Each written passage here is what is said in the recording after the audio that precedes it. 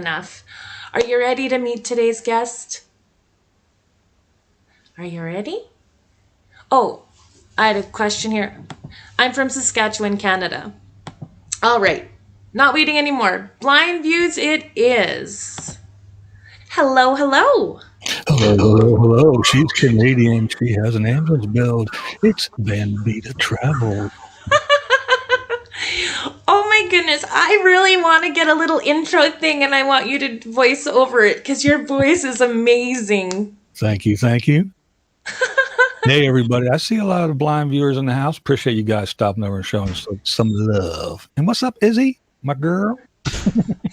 Yeah, there's a lot of really fantastic people in here. I'm repping the Canadians. I'm repping the Canadians.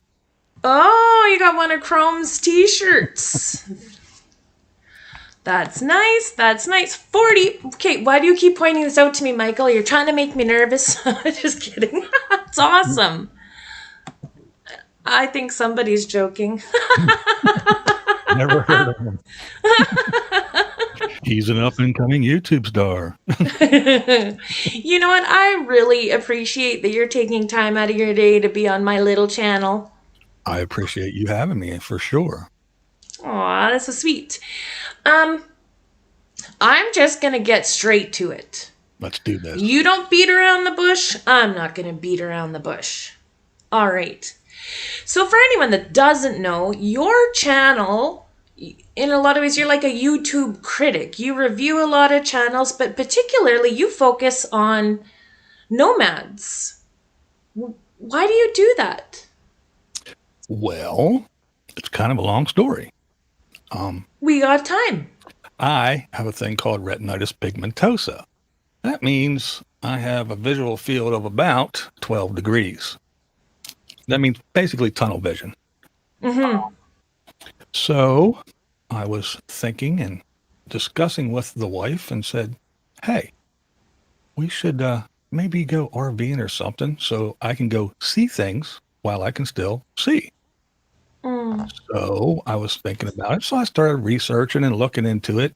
And I was like, okay, I know what a freshwater tank is. What is a black tank? What is a gray tank? What is this? I don't know what this is. And I started just diving into it. And of course, what do? You go to YouTube and you watch videos. Yeah. And I got sucked in.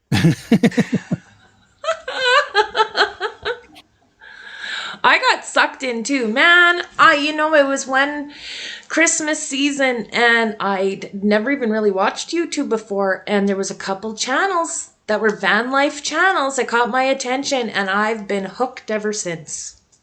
My first channel that I watched about RVing was the RV Geeks. Those guys, I guess the one guy was a professional driver. He drove buses and trucks and everything. But very knowledgeable. The videos were all about,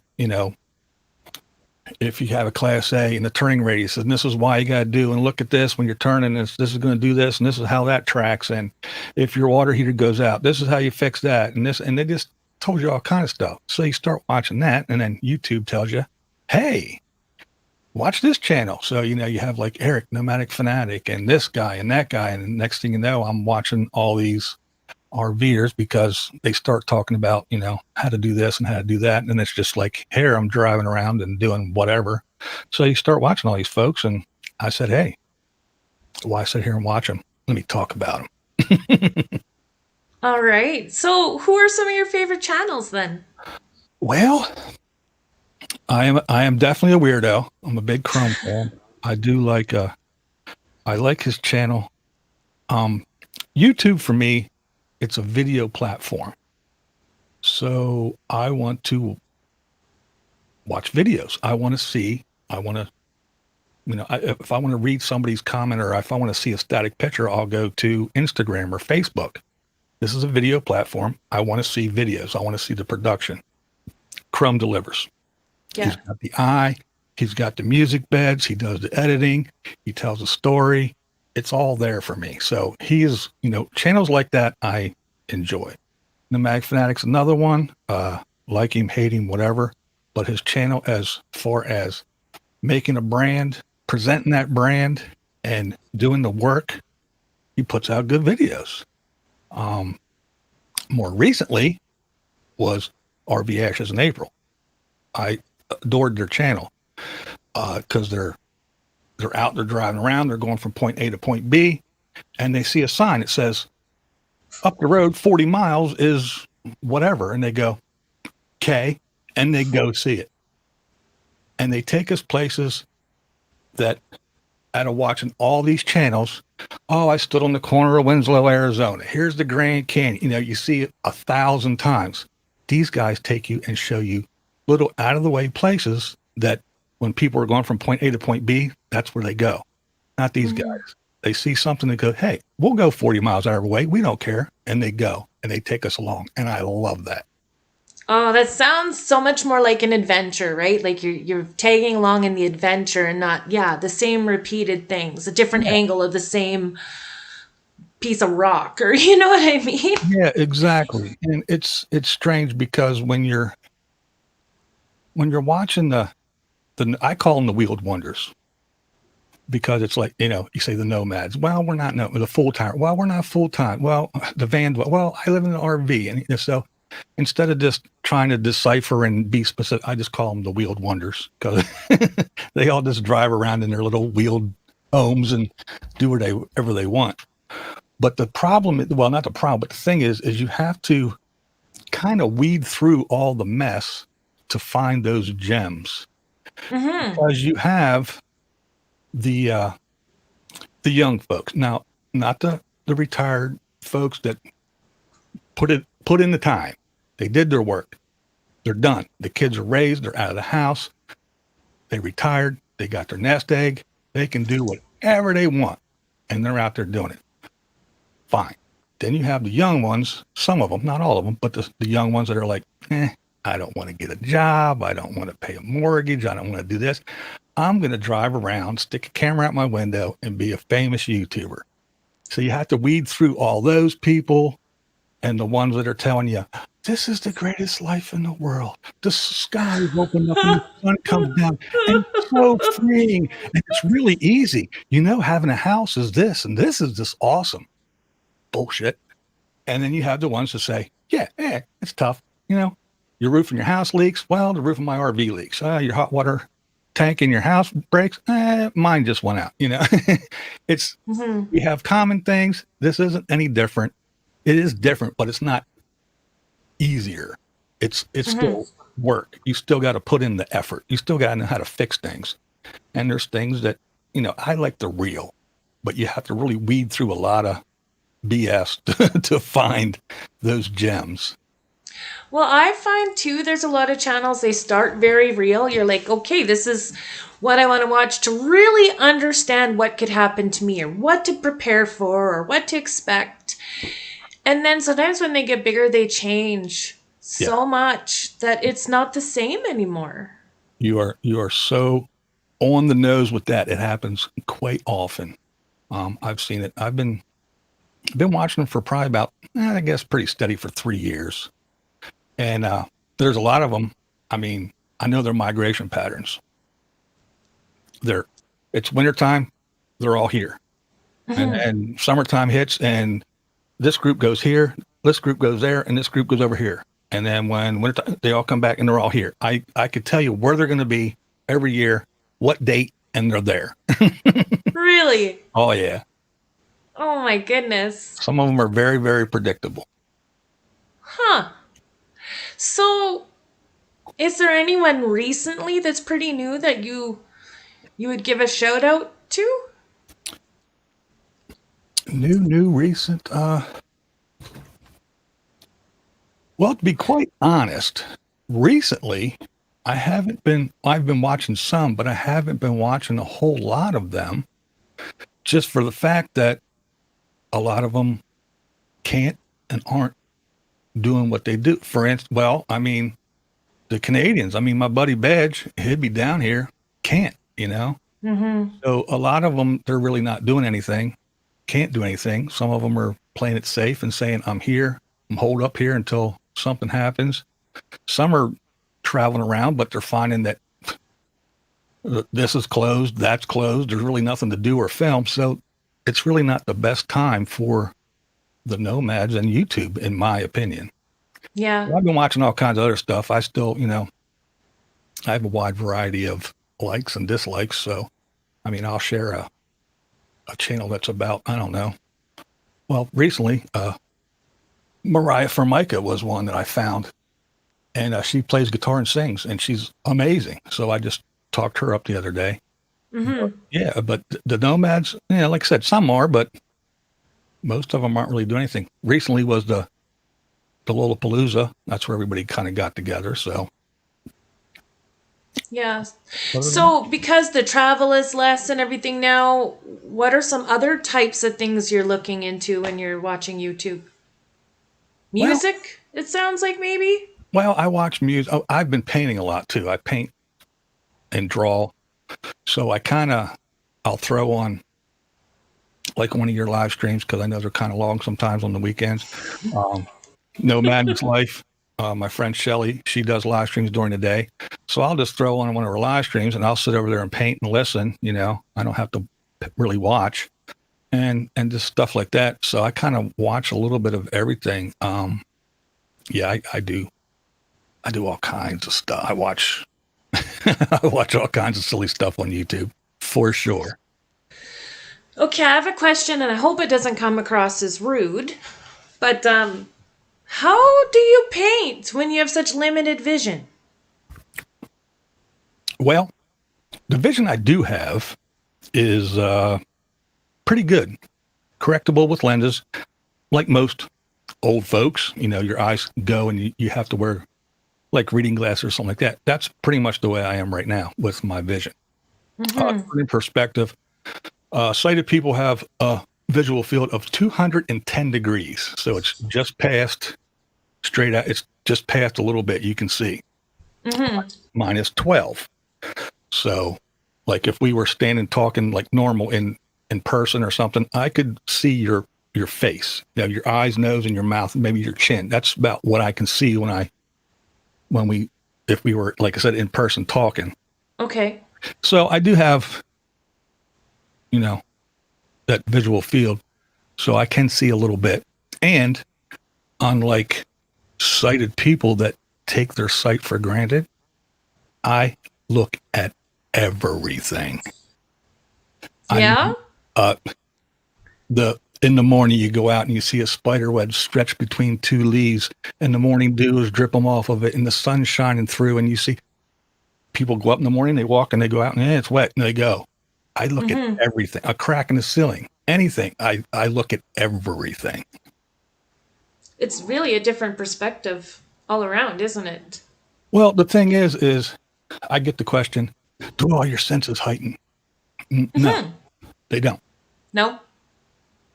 The thing is you you don't get super hearing or anything, but it's 82% of everything we take in is visual. Think about it. You hear a noise. You turn. What was that? You don't go, what was that?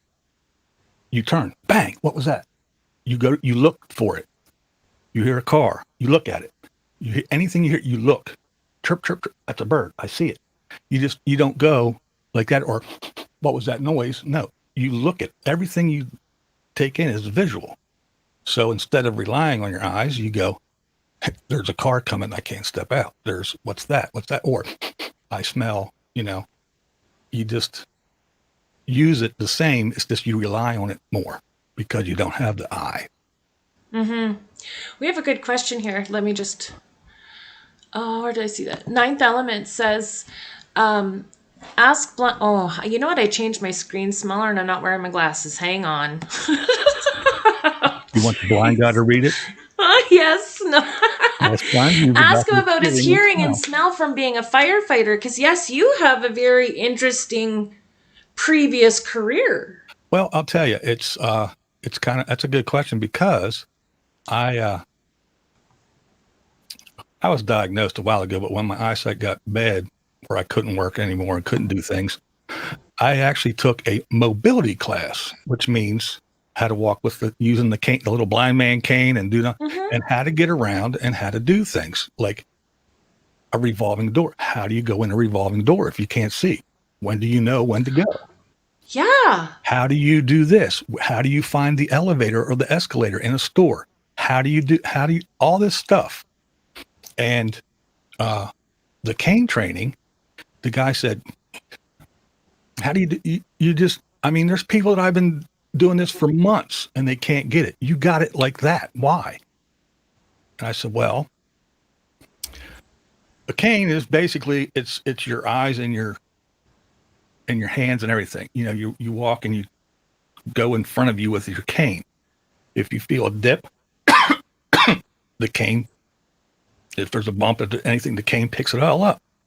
When you're a firefighter, you go in a burning building, you have a tool, and you poke and you feel if the floor is there. If it's not, you're going to fall. If you Oh, go yeah. trucking, you go on the roof, stairs, you sound it's called sounding the stairs. You thump, thump, thump. Okay, I can step. If it goes squish, you don't step. So I'm used to that. I'm used to going into a room where you can't see. You have to go in. If you do a left-hand search, you go in the room, you use your left hand, you have your buddy behind you. He has his hand on your ankle, and you go around the room, left-hand search. He goes out because you're against the wall. He puts that hand on your ankle, and he goes out to the right and sweeps the middle of the room while you sweep around the edge, and you do that circle. So when if your air runs out, a little bell goes ding, ding, ding, ding, ding. The faster it dings, the less air you have. So you have to know where that door is. Where did you come in? How do you get out of here? So when they say, okay, we're going to teach you how to be a blind guy, I already know how to be a blind guy. I worked in the dark all the time. Yeah. I knew you'd been a firefighter, but I never thought about that. But I guess, if a person doesn't have a certain experience, you just don't know. Yeah. Right? Like my ignorance is lack of education and information. Well, a lot of people, they don't, I mean, I don't like to use the word ignorance, but it's ignorant. If you're sighted, why do I need to know what there is out there for blind people? I don't need to know. If I can't hear, oh yeah, they got hearing aids, don't they? Or cochlear implants. I heard that word. But there's a thing that I could buy, a little reader that I can go into the grocery store, pick up a can, go like that, and it will go Campbell's soup, tomato, 12-ounce can, $1.50. It'll tell me everything. Really? I could go into a store. I can grab a tie and it'll say blue. I can grab a shirt. It'll say white. Yeah. I'm very light sensitive. That's why I wear sunglasses all the time. They have special, I could go get a light. It's a certain temperature, a cool blue, whatever, that doesn't hurt my eyes that I can work in. There's all kinds of, digital watches that talk to you, or if you're old school, you can flip up the crystal, put your finger on it, tell what time it is. All kinds of things. There's so many things out there that you don't know. I mean, just think about, we have a computer in our pocket. Just imagine a blind guy can't, how does he do that? I got a computer in my pocket.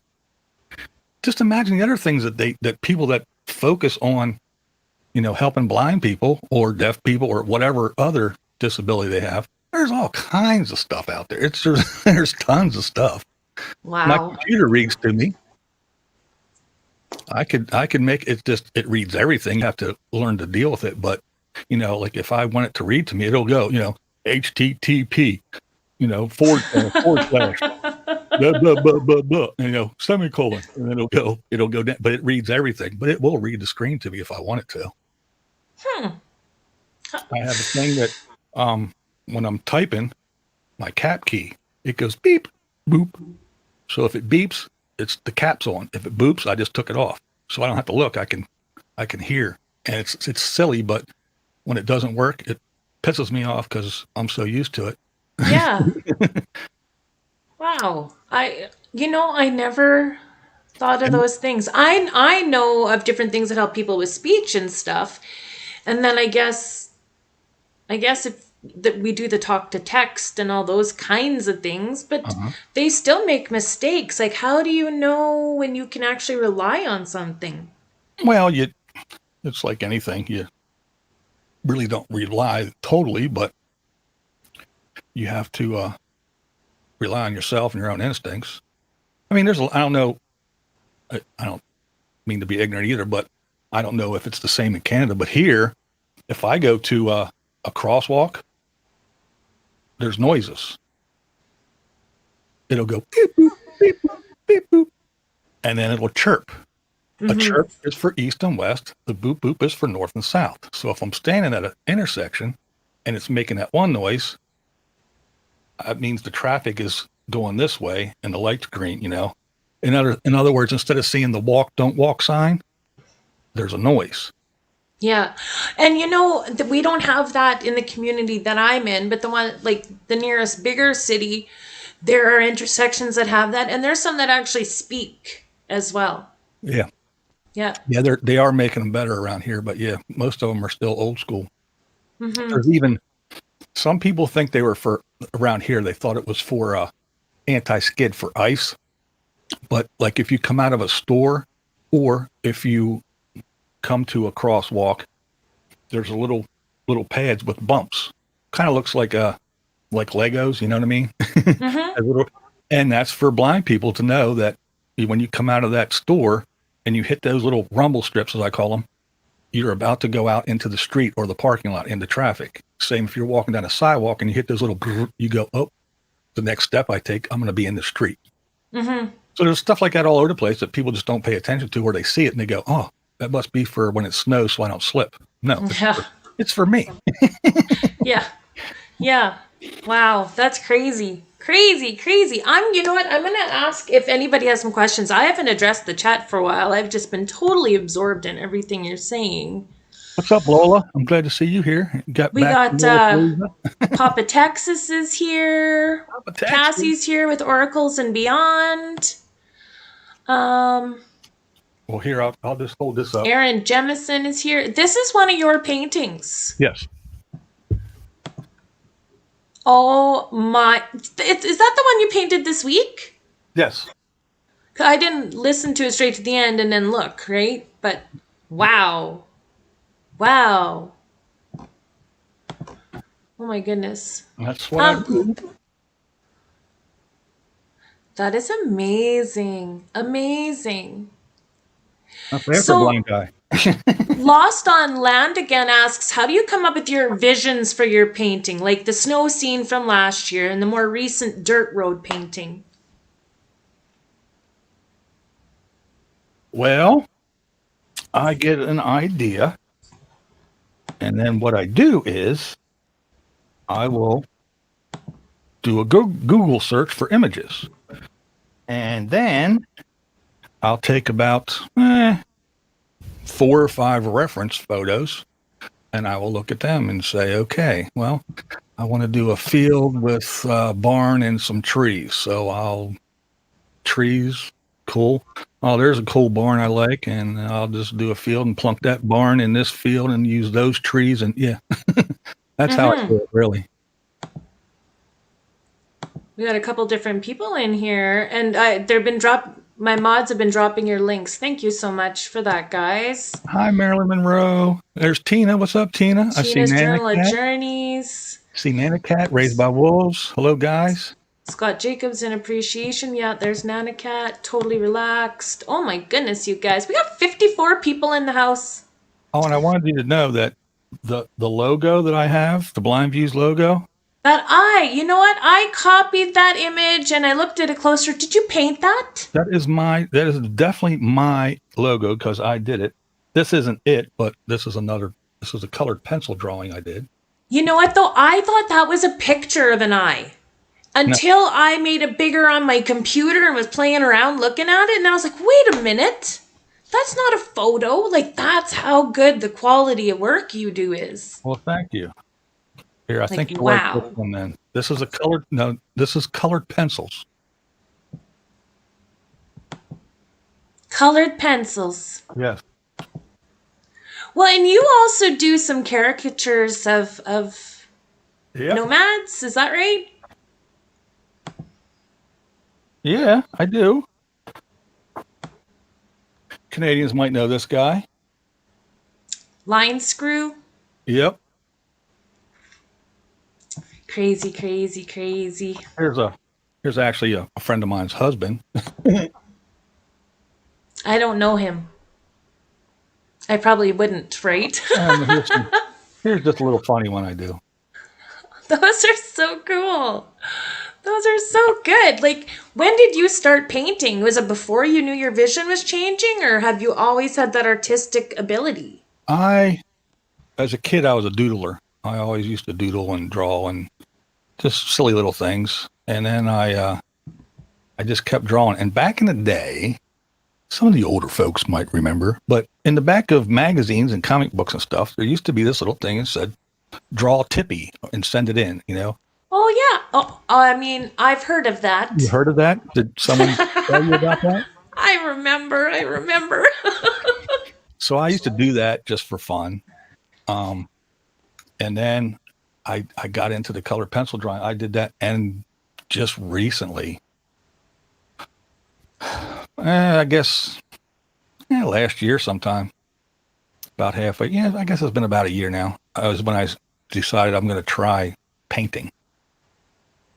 So I'd never done painting before, and I just started. And You're that's just self-taught, just like that. yeah. Well, I watched some other folks that know what they're talking about, but yeah, Wow, that's I have no awesome, idea. though. Don't have a clue what I'm doing. I just wing it. We have a question from Ninth Element. Blind Views, can you feel people's energy?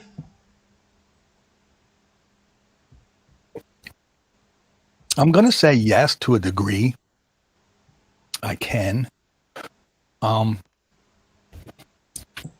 I've been told I am by some of those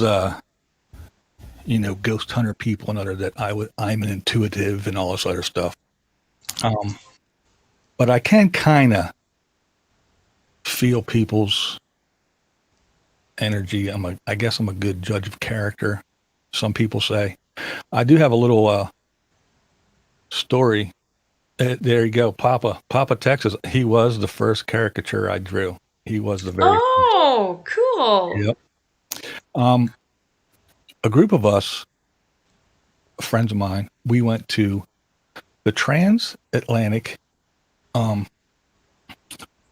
Tala transatlantic insane asylum. Anyway, it's in West Virginia. It's this giant asylum that closed down, and they were giving tours. Well, we got a bunch of money together and we rented it for ourselves. We had tour guides and they showed us this and that, and they said, okay, go. And we got there at, I think it was like 9 o'clock at night, and they set us free at 5 a.m. And What? we were walking around. This place was amazing. Yeah, Transatlantic Lunatic Asylum. That's what it's called. That was actually called Lunatic? Yes, the Transatlantic Oh, Lunatic Asylum. TALA is the little acronym. But anyway, we were walking around and they're showing us at the time this play. They said, okay, they gave us all the stats, like how many people were lobotomized from this date to this date and all that stuff. And they said down here, and there was this giant wall. It was one big mural. And they said, this was all the people after they had lobotomies. Some would come down here and draw and paint that could never paint before. Others would go and play the piano and the violin and everything that couldn't play it before. And I was like, oh, really? This is wild. Well, while we were standing there, and I was with a witch, a Wiccan chick that does the Wiccan thing. mm-hmm. And we were standing there, and I heard footsteps, and it sounded like somebody stepping on like gravel or rubble or something. You could hear it crunching. And I looked over, and I was like, I heard something over there. I'm like, okay. So this was the guys that were taking us around. So they took us around for a while, and then we went back to this room, and they said, okay, we'll be here. If you need us, somebody had to call us, and they just set us free. So everybody, we got to go down to where you heard that noise. So we went down, and it was this big, huge auditorium type room. Almost looked like, Okay. reminded me of a cafeteria, kind of. There were 6 of us, and we were spread all over this room. There was people down, we were all in different corners of this room, all over the room, walking around, all spread out. And I said, hello, anybody here? Another guy who was across the room, he was like, hi, how you doing? You can say hi to us. Somebody else said hi, and all of a sudden you heard, hi. And everybody at the same time looked at one another because we all heard it, plain as day. It wasn't just one of us. It wasn't just 2. It was everybody. As soon as they heard, we all looked at the same time. It was like, oh, shit. So that was kind of like the freakiest thing that ever happened to me. And it wasn't any of you that did that? No. Oh. It came from a corner where there was kind of like a doorway, but one guy was close to it, but he wasn't there. And everybody else, like I said, we were scattered all over this room, kind of looking around, just walking, going, hi, you can talk to us and everything. And he happened to say, hi. And it just right away, hi. You could hear it, this little whispery. That's the stuff nightmares are made of. And I said, everybody was like, looking at each other like, what? Oh, yeah. I got goosebumps. Oh. It was weird. And this place, I mean, it's awesome. It's amazing. The woodwork and the craftsmanship from back in the day. It's not just some brick and block box. These buildings were immaculate. Oh, it was beautiful, but creepy and weird. Marilyn Monroe asked about the rain on the window picture. It really looks like it's wet.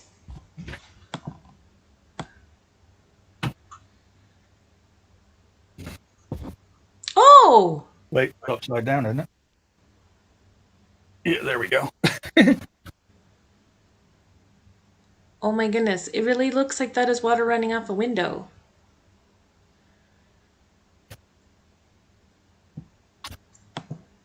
We had another comment, Linda Lady Redskins. I remember when Caravan Carolyn used that Blue Eye logo, and BB, you asked her, is she spying on me? Yes. Hi, Linda. How are you doing? Thanks for coming by. Another person had asked, so are you legally able to drive? No, I haven't been able to drive for quite some time now. I don't even know how many years. It's been well over 5 because I've had my ID renewed, and we have to do that every 5 years. So it's been longer than 5 years because you have to have a Pennsylvania. I live in Pennsylvania, so you have to have a state ID. It's just not a driver's license. It looks like one. It's just an ID though. So yeah. Mayhem RV says, ask BlindViews how often he goes to the shooting range. What? Not too often lately. I don't go out too much anymore during this craziness. But yes, people always ask how. Just think about it. I look through a scope all day, every day. I have nothing to distract me. If I look at something and I aim at that, that's all I see. You could stand right here and I would not see you and flinch because that's all I can see is that. So yes, I can shoot very well. Whoa, Nelly, RV Adventures. Lucy's asking you, how many tattoos do you have? 1. It starts here, goes up and around, and it ends here.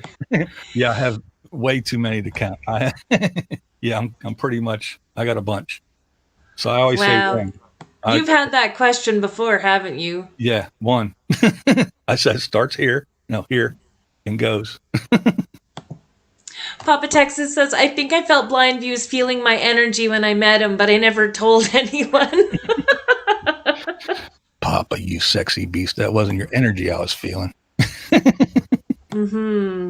Papa, that's crazy. Awesome. Yeah, Mayhem RV. Are you sure he wasn't feeling for your wallet? Yeah. Yeah. Hello, aloha, Conk. Thanks for coming in. There are so many people, and we have 57 people. Wow. Now, come on. We all know they're not here to see me. Come on, guys. Look, she's gorgeous. You know everybody's here to see this. Says the blind guy. You always take the word of a blind guy. But you explained it. You always take the word of a blind guy. Oh, my goodness. Well, you can feel that I'm a good person, right? Well, look. Let me tell you. Let me say it this way. When you have very limited sight and you don't know when it's totally going to go away, you don't waste it. Yeah. So I only look at pretty things. You know, I will admit, I mean, you and I have talked on a few different occasions, and I feel like I've known you forever. Yeah, yeah, that It's was. actually, how do we make this so that we can put it on a live stream instead of how we normally talk? It was weird. It was like after we were done talking that first time, I was like, man, I just felt like I found a friend that I haven't seen for like 10 years. It was just like Yeah. boom, Well, I knew I could tell you anything and I could trust that, right? for sure. Is Yeah. the Raised by Wealth says the remaining energies of those kind of oppressive for some. Oh, do you feel bad energies too? I guess not everyone has positive light, do they? yeah, you can feel it's weird, I guess. Oh, Zeus here. I see somebody saying hi to Zeus. Oh, yep, there he is. Hello, Zeus. Zeus Phillips, Greg Hall. Mr. Hall. Hello, hello. Yeah, it's I think we all have that to a certain degree. I mean, you can walk up to some people and just know this is a bad person. I just, I'll talk to them to appease them, and then I got to get away because you can just feel no. Yeah, and yeah, I do that. I'm pretty quick with that. I'm that. You only have one chance to get that first impression. After that, sorry, I'm out. Yeah. Yeah. I'm behind in the chat. Like, there was a beautiful point that you made, and I'm not sure which one of them they're referring to. I had seen some good questions earlier, right? So I was kind of lingering there, so that I could post it. Cargo Van Dance, BlindViews, you are definitely an inspiration, brother. I'm proud to see you producing and creating. You have a great outlook. Oh, well, thank you, thank you. I'm just a blind guy with a big mouth and lots of opinions, so it's hard to shut me up. Never Again says BlindViews is good at keeping secrets. Some of us know that better than others. Yeah. Yeah, that's true. That's true.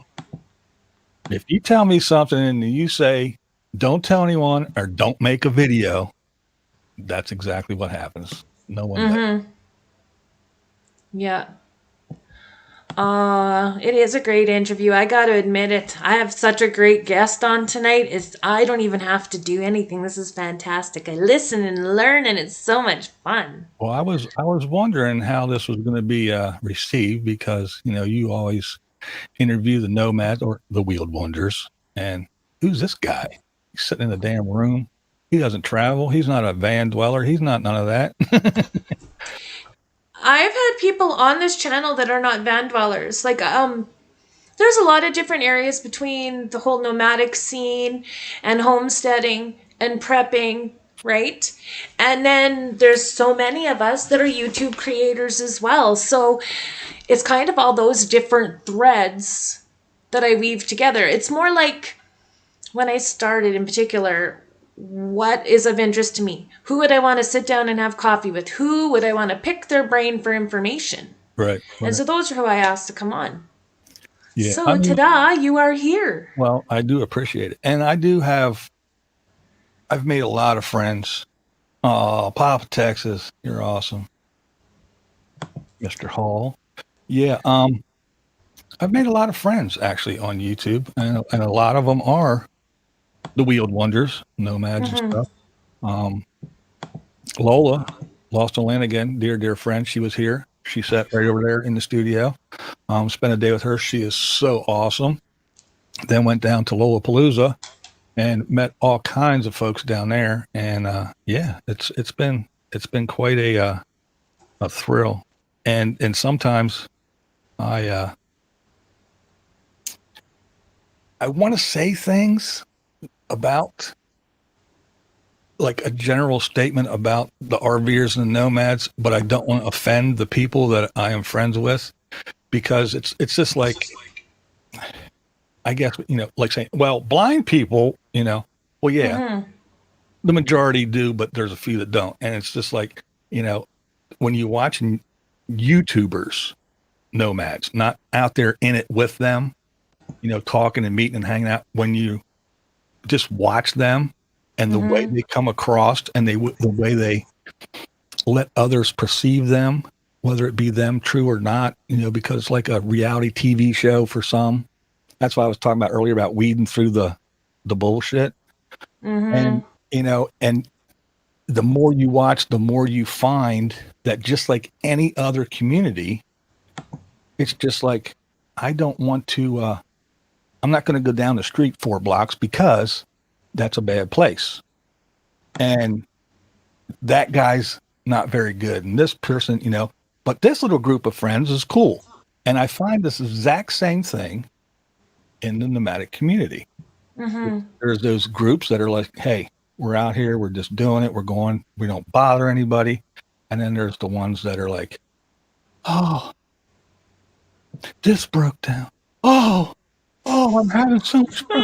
Oh, please. Oh, And then go, I need money. Help me, help me. waiting for the money to roll in. It's like, if you're that desperate, if you're that sad, or if you're watching a 12-minute video and you have to sit through 8 ads, if you're that desperate, sell your RV, get a job, and just knock it off and be real. That's the shit that just drives me insane. Yeah. Yeah. Badge is asking for a song. Someone else did earlier too. And we had a question before from Thrash about what kind of music do you like? I am an old metalhead for sure, just in case it didn't show. But as far as Really? music, That would be a good stereotype, wouldn't it? when it comes to music, I do like all kinds of music. I grew up in the hood. I grew up in a mixed neighborhood, lots of black folks, Puerto Ricans, everything. So from Parliament Funkadelic to Sade to Anita Baker to jazz to anything. The only thing that I do not like, and I know this is going to really grate a lot of people, is country music. Can't deal with it. Now, real country music, sorry. Going Green Mom asks, what medium do you like for painting? I use acrylics just because I'm in a small little studio. Oils smell. You have to have solvents to clean it and do all that shit. It takes months to dry. Whereas in acrylics, it's all water based, and I can paint. I can go with the hair dryer for 2 seconds and it's dry, and I can put another layer on top. So that's why I chose that. And plus, just starting to paint, it's cheaper, easier, and again, easier cleanup, not as hard on the brushes and so forth. So yeah, that's why I choose the acrylics. So I'm going to go back to asking if, would you play a little something? I know I didn't even expect that to come through the chat, so I'm only relaying what the people want. I would have to turn some things on and do some things. Okay, that'd be so awesome. So cool. OxPMA is like, wow, even BlindViews isn't perfect. Laugh my flippin' butt off. I have to make it YouTube sensitive. Who said I wasn't perfect, Ox? Who are you talking about? What's up, Ox? Thanks for popping in, man. Yeah, more requests. Papa Texas is like, Van Vida travels. Get BV to play the guitar. Ay, ay, ay. You guys are making me work. No crying country, they say.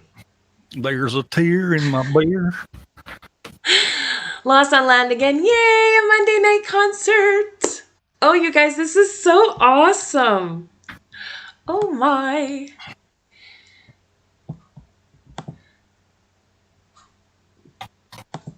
Wow, a lot of people really enjoy music. That's awesome. Shadowcraft is like, Willie Nelson? Question mark, question mark. Willie's like I said, very few, like really old Johnny Cash stuff, Patsy Cline, like I said, stuff like that. Just a few, but other than that, I don't know. Especially now, like I said, it's like, hey there, guys, there's a tear in my beer, and you're from Boston. Come on, why are you talking like you're from Alabama, singing your shit, and you're from Boston? Just knock it off. Thrash Metal and Fun Riffs is still here, and he's been asking about the music since the beginning, but he knows me. I'll try not to forget. Sometimes it just takes a little opportunity to get a segue into there. Yes, my BC Rich I have back there. Let me see if I can. Back there is a BC Rich. It's called a Bitch. That's the name of the guitar. It's This is a warlock. Mm-hmm. That is a bitch. And it is a special limited edition. It is actually, you probably can't tell, but it is a giant ass wearing a thong. So it is called the BC Rich, the Bitch is Back. She hangs right there. Okay, so that's what he was talking about on that one comment. Yes, and this is also a BC Rich, but this is a BC Rich warlock with a widow headstock. Okay. And I hope this thing is in tune.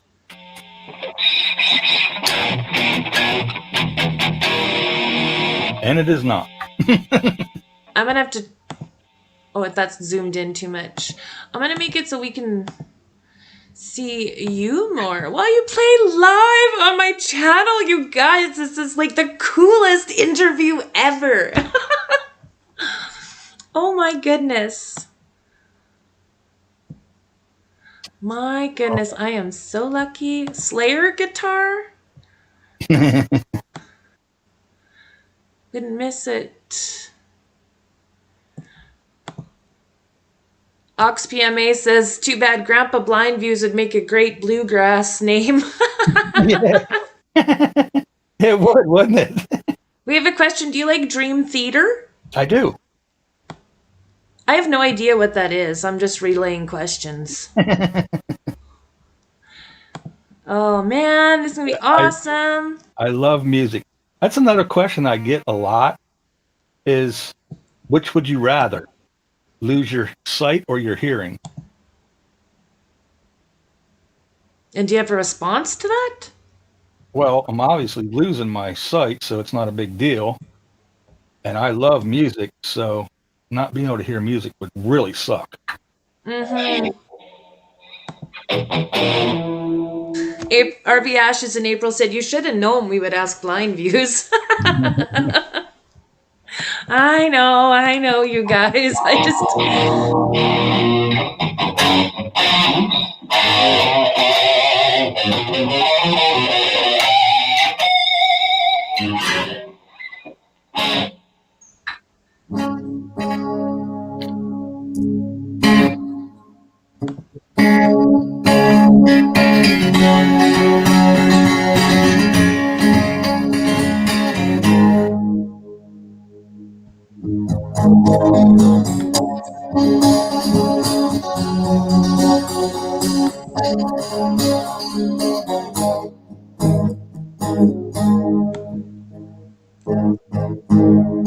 Yes, Griswold Family K, this is about to get rockin'. Hey, who is your favorite band, BlindViews? That is like, that's like asking which one of your kids is your favorite. Okay. You relaying the message. Don't shoot the messenger. I have so many bands that I like. The old school Priest and Maiden. Got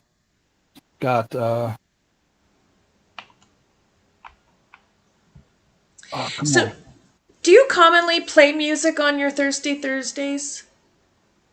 every once in a while, yeah. I don't do it all the time, but yeah, I do it sometimes. I used to, when I started it, I would I'd end the stream. I'd say, see you guys next week. Thanks for coming. I'd play a little outro, and while the outro is playing, I'd grab the guitar, plug it in, turn it on, and then for those that stuck around, I would pop back on and play, and everybody, and go nuts. So That's awesome. Thank you for the compliment badge. You knocked it out of the park tonight, kiddo. Thank you, kind sir. Thank you, thank you. It's because I have such an awesome guest. Hello, Butterbean Head. I still can never. I always want to say that name wrong. Butterbean, what up, girl? Oh yeah, can I just say Butterbean? That rolls off my tongue easier. Yeah, we call her Beanie or Butterbean. She's awesome. Izzy's like, Butterbean Head, you made it. Yay. I'm sorry, guys. The weather changed, so I went from hot to cold, and that plays hell on guitar strings. That's okay. Greg Hall says your New Year's shows are fantastic. Do you do music then? Like, what's the scoop with that? We do all kinds of stuff. Have call-ins. Had people call in. The one year I did it, I stayed for all the time zones. So Really? yeah, I was on forever. It was a lot. I was exhausted when we were done because I'm drinking, I'm playing guitar, people are calling in, and it was a blast. I did have fun. Uh, Damn it! oh, thank you, OxPMA. New to Van Vida, but the smile alone is worth the sub. Oh, now you're gonna make me blush. I told you. Oh my goodness, you guys are too kind. Oh, it's that one. Damn it! We got time. We got time. RV Quilt Quest. Well, hello, hello. Nice to meet you. We still have 48 people here an hour in. That is awesome. Damn. I know it's not like your channel, but I'm not BlindViews. My channel ain't nothing anymore. Not like it used to be.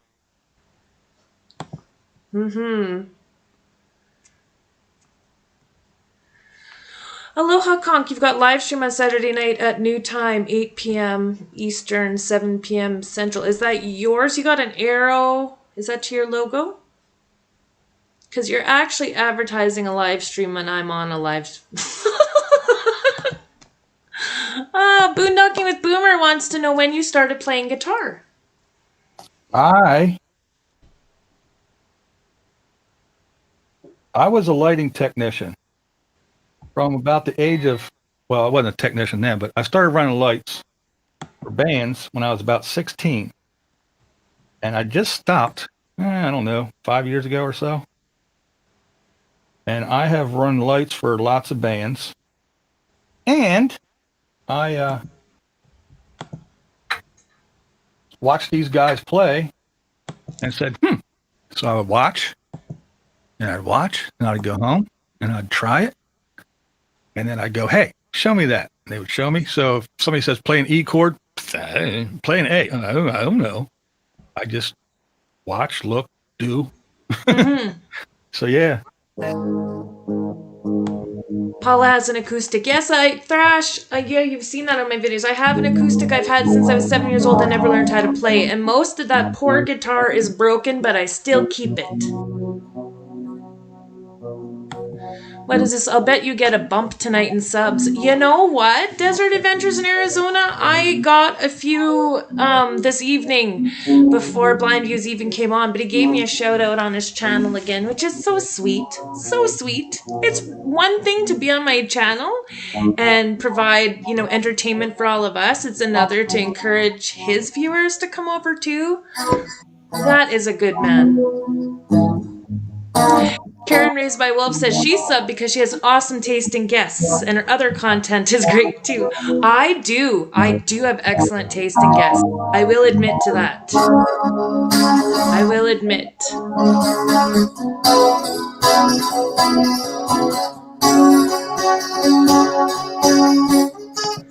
My brothers, someone asked if I could sing and I shook my head no.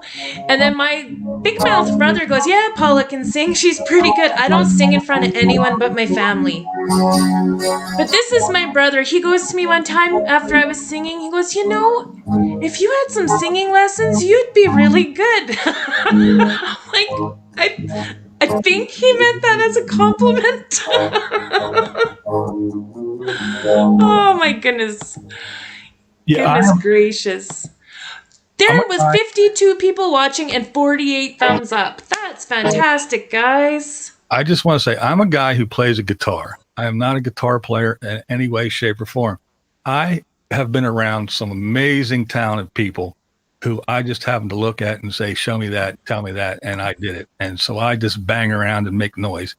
Again, I mean, very talented people. I don't know if you might know some of these folks. Like, have you ever heard of the band Kix? Yeah.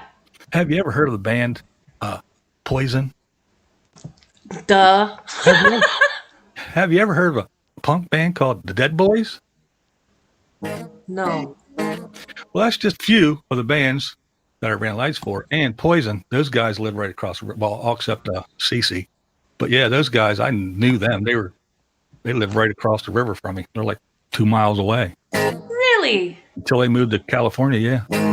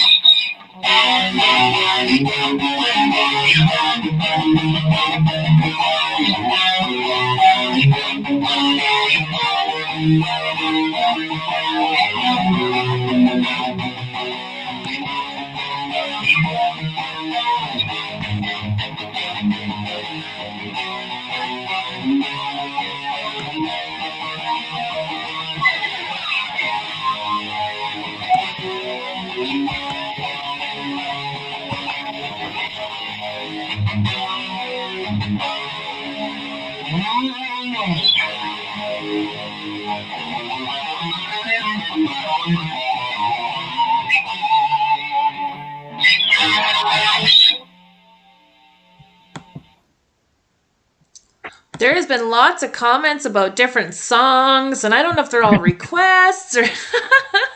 I was looking up once in a while. I've seen people just naming out what I was playing. Gotta love live music, Dale says. Yeah. Yep, for sure. Go. I made some noise for y'all. How's that? You know what? I know most of this chat is already subbed to you, but I'm curious. I'm asking the chat, is there anybody that subbed to him just today? If there is, do you want to let me know? I'm just curious to see if a bigger channel gets any subs from the little kid on the block. Oh my goodness, that was awesome. So awesome. Well, if you look at my view counts lately, my channel's taking a dive. Why? Because I'm all over the place. I don't do the same thing. You know, you get those folks that just want to hear me talk about the Nomads, and then I throw up a painting video, or I talk about, actually, Going Green Mom actually left me a comment. I appreciate her.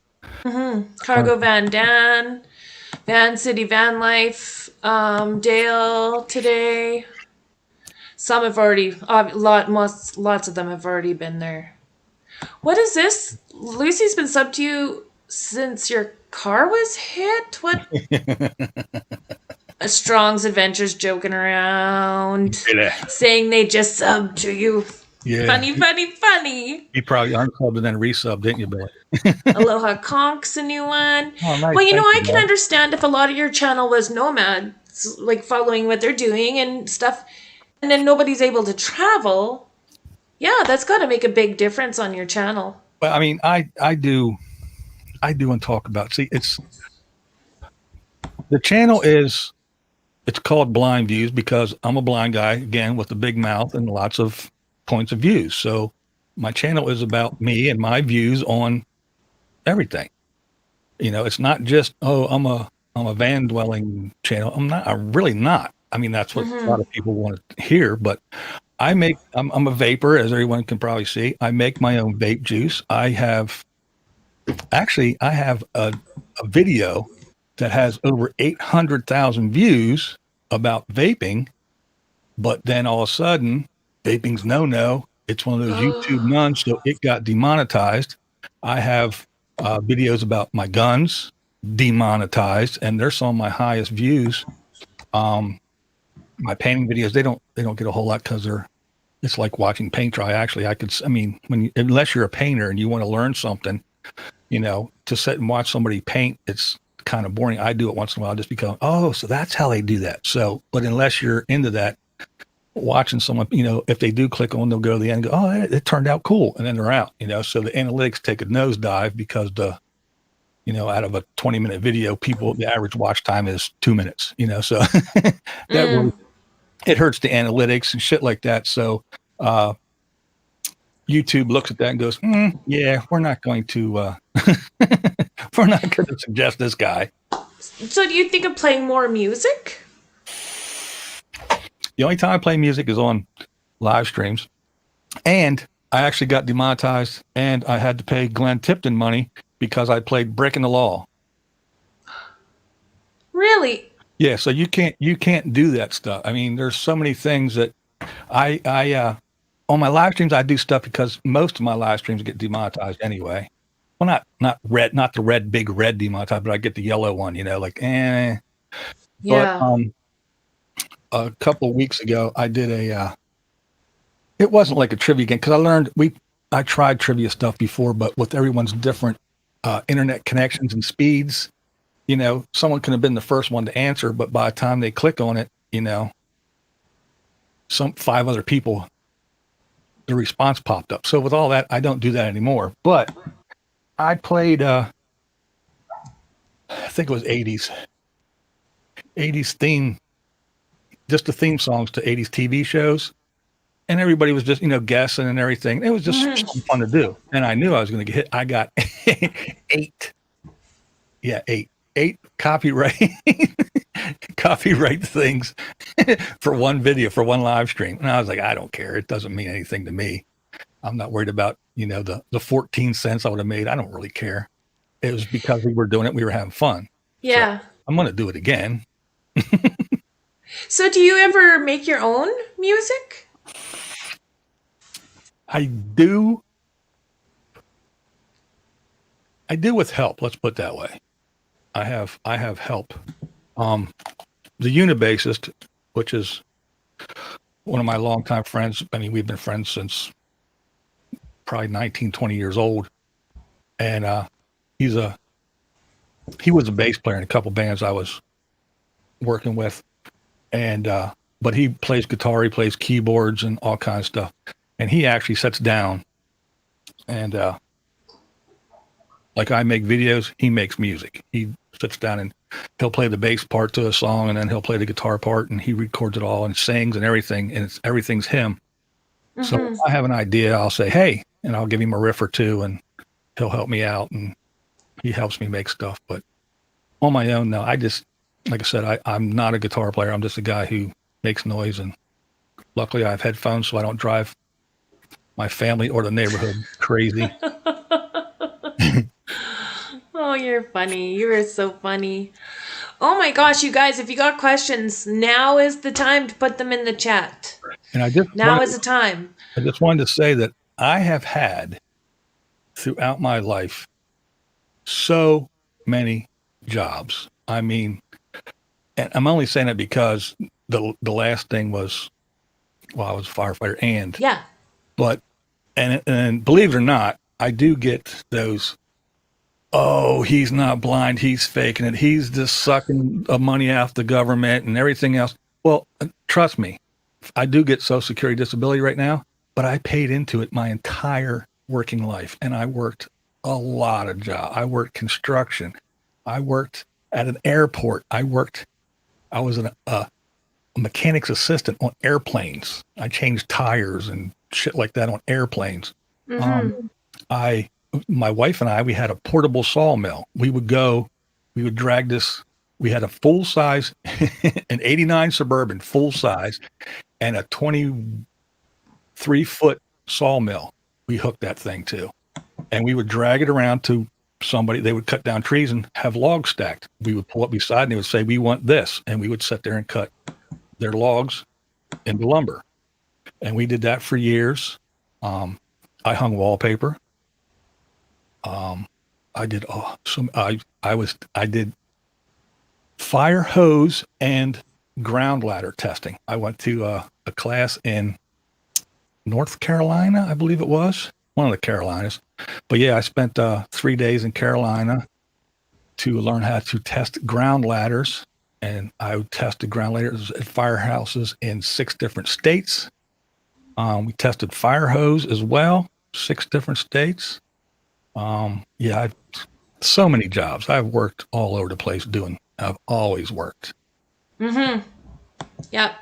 And Desert Adventure says lots of jobs equals lots of experience, which equals life. I always say that good old saying, jack of all trades, master of none. That's me. I can do everything half-assed, but nothing really well. So you'd make a great manager. They just have to understand a little bit about everything and direct them on their way. I think the thing that I'm best at and I loved was running light shows. And I've done that again. I would go to work. Literally, I worked at a steel mill, bronze foundry, but when I was working at the bronze foundry, that was a fun job. But I would come home filthy dirty from being in the foundry, and I'd jump in the shower, and halfway through my shower, the shower curtain would be ripped open, and there'd be 4 guys in my bathroom yelling, "Come on, we gotta go," because it was Friday. We had to get to the gig. I had to set up, run lights, tear down, load the truck, drive to the next place, do it Saturday, Sunday, and then I would get dropped off, go in the house, change, and go to work. I did that for years. And then if I got laid off somewhere or something like that, which happens quite often in steel mills and stuff, you get laid off. So then it was like full-time stuff. That's what I did. I ran around and ran lights, and it was so much fun. So much fun. You get that because you run around with all these guys, and they're the ones up on the stage, and they're making all the noise, and all the girls are, I'm just laughing at it all. And this YouTube stuff is way different, because when I was like, I'm used to being that guy who, I'm there and they're on stage. I make them look good. They're on stage. Mm-hmm. They get all the attention. They're the ones that, sing and play guitar. I'm just there. And now all of a sudden it's me, and it's only me, and I'm in front of everybody. I'm like, this is way different. I was not used to that at all. Yeah. There was a question a second ago. Or comment. Papa Texas said he did a test on BlindViews when he met him. Trust me, he's blind. And then somebody asked, what, did you punch him? Oh, yeah. Was Papa trying to make you flinch or what? What? Is there a story with that? I don't know if he did something. I don't know. I didn't see it, that's for sure. Oh, yeah, you did. Oh, I see. Marilyn. This is for you, Marilyn. What was with all the bat stuff that people kept posting? Pictures of symbols of bats. Okay, here you go. Ready? This is what they want. Damn bats. Oh. Yes, my bats. I let them loose once in a while.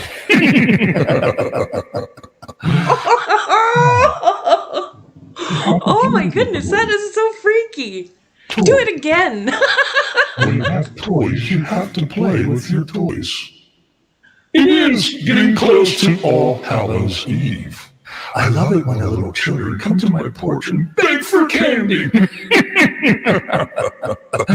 Oh, their little faces. When I jump out, it's scared. I let them go after a while, but I do torture them for a while. There they go, my bats.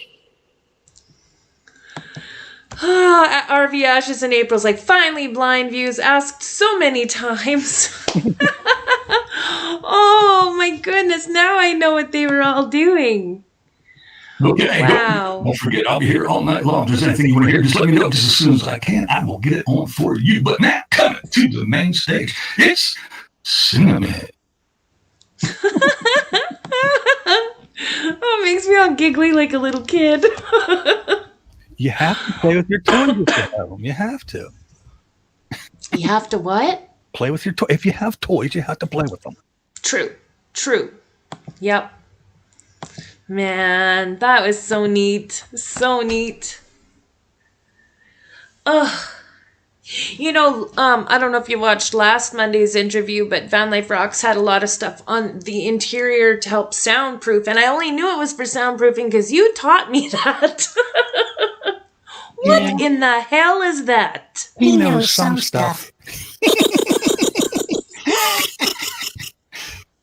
Yeah, whatever. What is that? That's Seymour. What?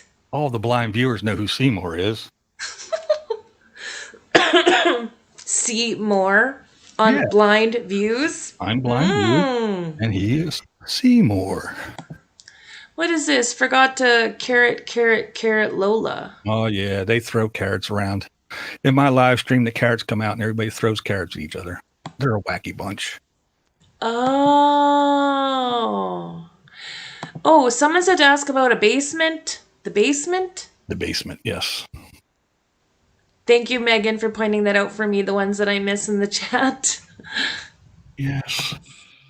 Sometimes we go down to the basement. That's where I hide the children.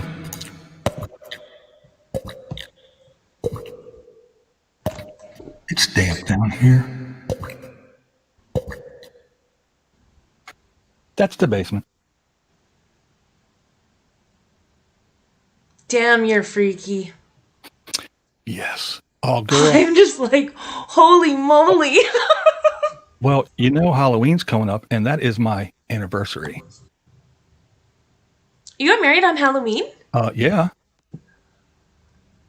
How did you dress for your wedding? Oh, it was a wild. We didn't dress up. It was. My wife was in jury duty and couldn't get out, and it's crazy. Jury duty on a wedding day. Yeah, and we wanted to get married on Halloween, and she couldn't get out of jury duty. So I asked a friend of mine who worked for a judge if she could pull some strings, and she said, sure. The judge I work for, he is going to be at night court. So whenever she gets out of jury duty, just go down to the police station, tell him that you're there, and he will marry you. We were like, awesome. So we go in, we go down to the police station, we walk in, and there's this black chick, black officer. She's behind the glass, back to us. We walk in, and she turns around and goes, can I help you? I said, we're here to get married. She said, quit playing. I'm not in the mood. What are you here for? I said, no, I'm serious. I'm here to get married. Don't be messing with me, boy. I said, no, I'm serious. Call him. And she got on the phone. She turned around. She was like, okay. So she let us down. We went down. He came out. He's like, okay. He got his little robe on and said, okay, we're ready to do it. Oh, hold on. We need something. He goes. He comes back with two dudes in the little orange jumpsuits, chained up. They come out. He gives them a pen and says, sign this. There's your witnesses. They go. And then we got married.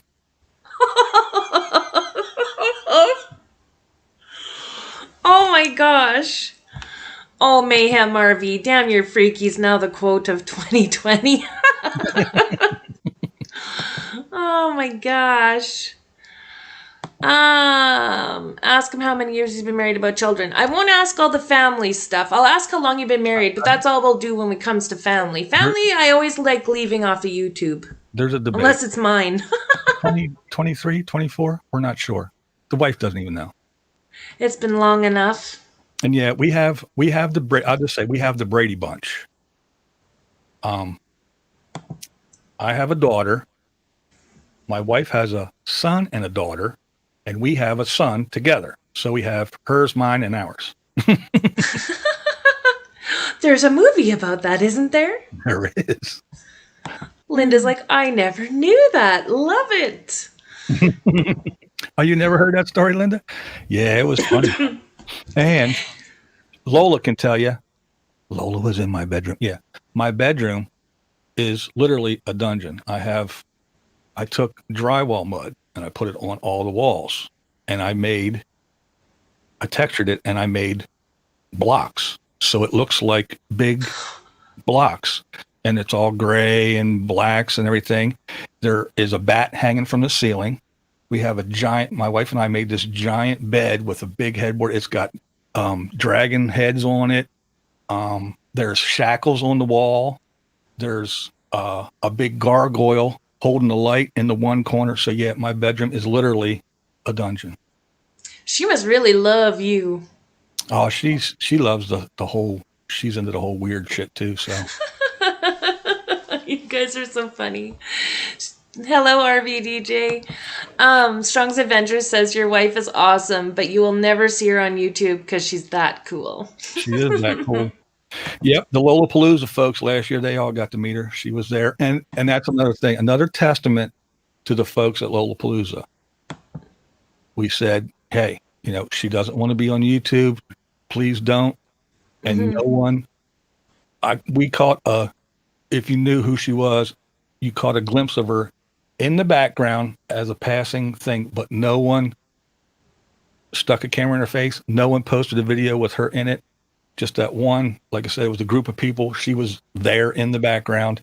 And unless you knew who she was, you didn't have a clue. So everyone was so cool about that. Her not wanting to be on YouTube. It was awesome. Well, that's good that they respected that. Yeah. So, how do you get everybody to know at once? Or how big of a group is it at Lollapalooza? Because I've never been there. Well, the nice thing about Lollapalooza is she basically books a campground. So if there's 50 sites, then there's 50 people. Once the sites are full, that's it. So it's not going to get to be like a van build or an RTR where there's going to be thousands and thousands of people, because personally, I think it would ruin it, and things would get out of hand and it would just go ballistic. So keeping it at that, if the campsite has 50 spots or 60, whatever it is, that's how many people can come. Okay. Period, Yeah. So it is a nice small group. And I don't think it'll grow. And I mean, I don't want to speak for Lola, but I think if it does get out of hand, that she'll probably stop and somebody else might have to pick something. But yeah, it's a real nice, it's a nice big enough group where you can have fun and meet a lot of people without it being overwhelming and a pain in the ass. You know what I mean? Yeah. Yeah. And it starts on Thursday and it's over on Sunday. Some people show up on Tuesday and leave the following Tuesday or whatever, but it's a great little meetup. It's awesome. Wow. So, do you guys go to Quartzsite and stuff like that? Me? Yeah. No. No. No. Because that's supposed to be really big, isn't it? Yeah, those big things. No. That's too much for this blind guy. Yeah, I can't even imagine. Like, I've watched some stuff about it, but I can't even imagine. But we have a question. What state is it located, that Lollapalooza? It is in Texas. Last year when I went, it was at a different place than it was this year, but it's still in Texas, in the same vicinity. Yeah. Yeah, Papa, it is always awesome.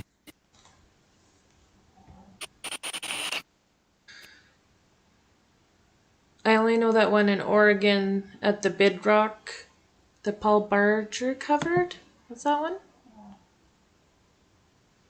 I don't know. There's so many meetups and van builds and this and that anymore that it's kind of hard to keep track of. Strong's Adventure says they think there was about 150 last year. People, not rigs. Right. At Lollapalooza.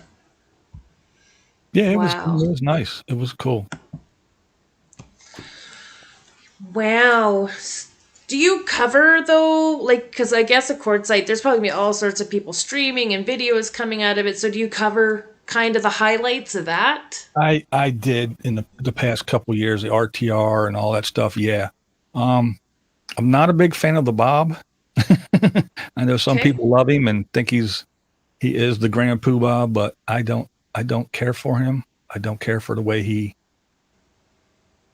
entices people, glorifies and glamorizes everything, and gives some of these folks, to me, false hope that, okay, yeah.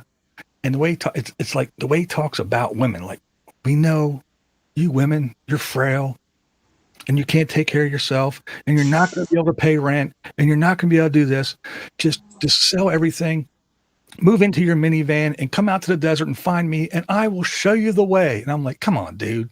And you got these people that go out there with all these false hopes thinking that, hey, it's rough. I'm living on Social Security. I can't afford rent.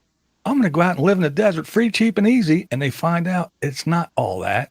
And if you're broke and you can't pay bills, you're broke and you can't pay bills. Food costs money. Water costs money. To dump your whatever, your bucket or whatever, to get rid of your bag, it costs money. If you're out in the middle of the desert, you still got to go into town. That's gas money. And if you don't have money to live, you don't have money to live. It may be cheaper, but it definitely isn't easier. I mean, I couldn't see myself 6'1" at, say, 65 years old, curled up in a car going, this is awesome. My bones ache and creak now. I could not imagine living in a car, reclining the seat, and this is where I sleep, and pissing in a bottle or a bucket. And no, sorry. And for him to be preaching this and saying, come to I will show you the light and the way. And he says about get rid of government and go away from this and go away from this and that and leave everything and break the confines of work and mortgages.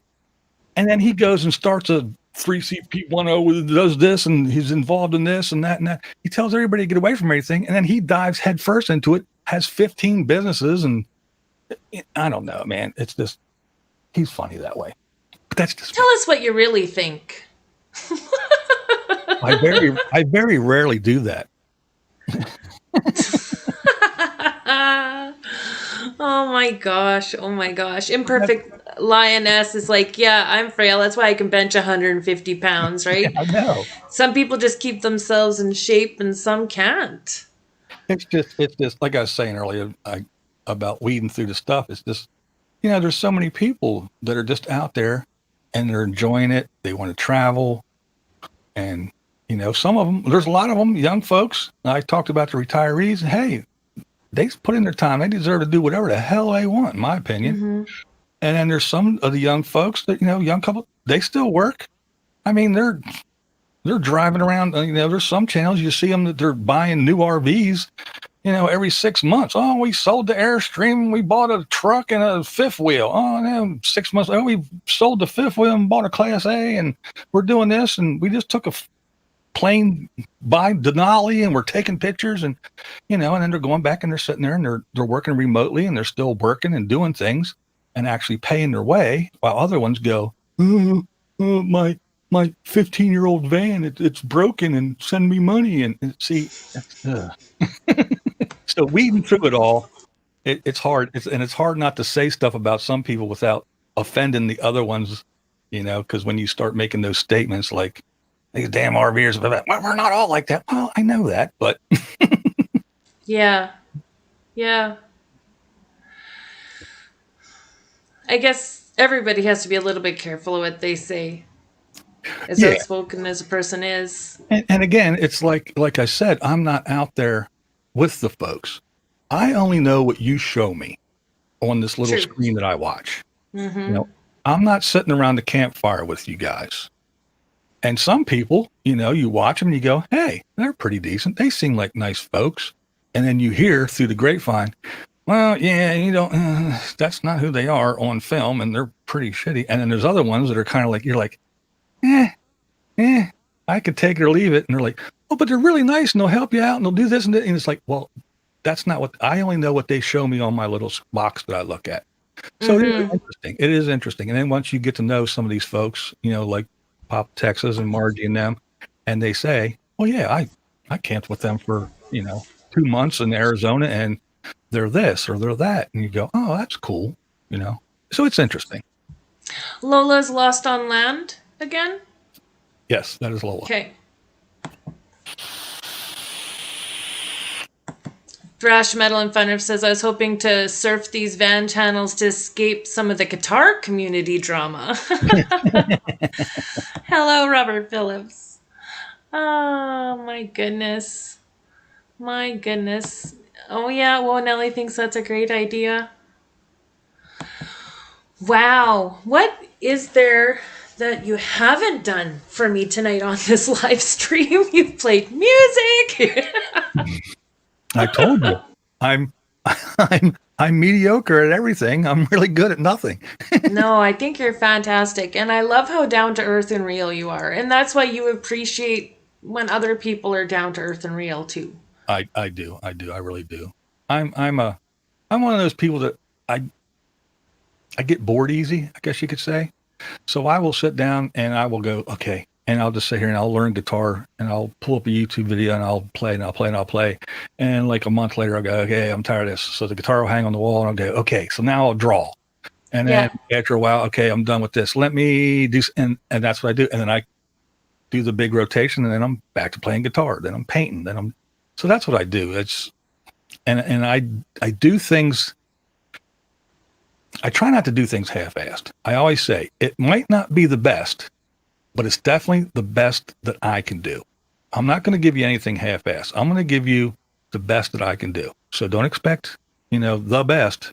But if I'm doing it and I'm presenting it to you, it's all I got and it's my best. Linda Lady Redskin says a few years ago at the New Year's Eve party live stream in Call-In was the very best. That was lots of fun. It was a Papa blast. Texas, I don't know if I should ask BlindViews this question because some people were alluding to this earlier and I was ignoring it just because I didn't know if we should go that direction or not. YouTube drama? Oh, man. Is there such thing? There's always YouTube drama. And you don't have to even look hard. Alrighty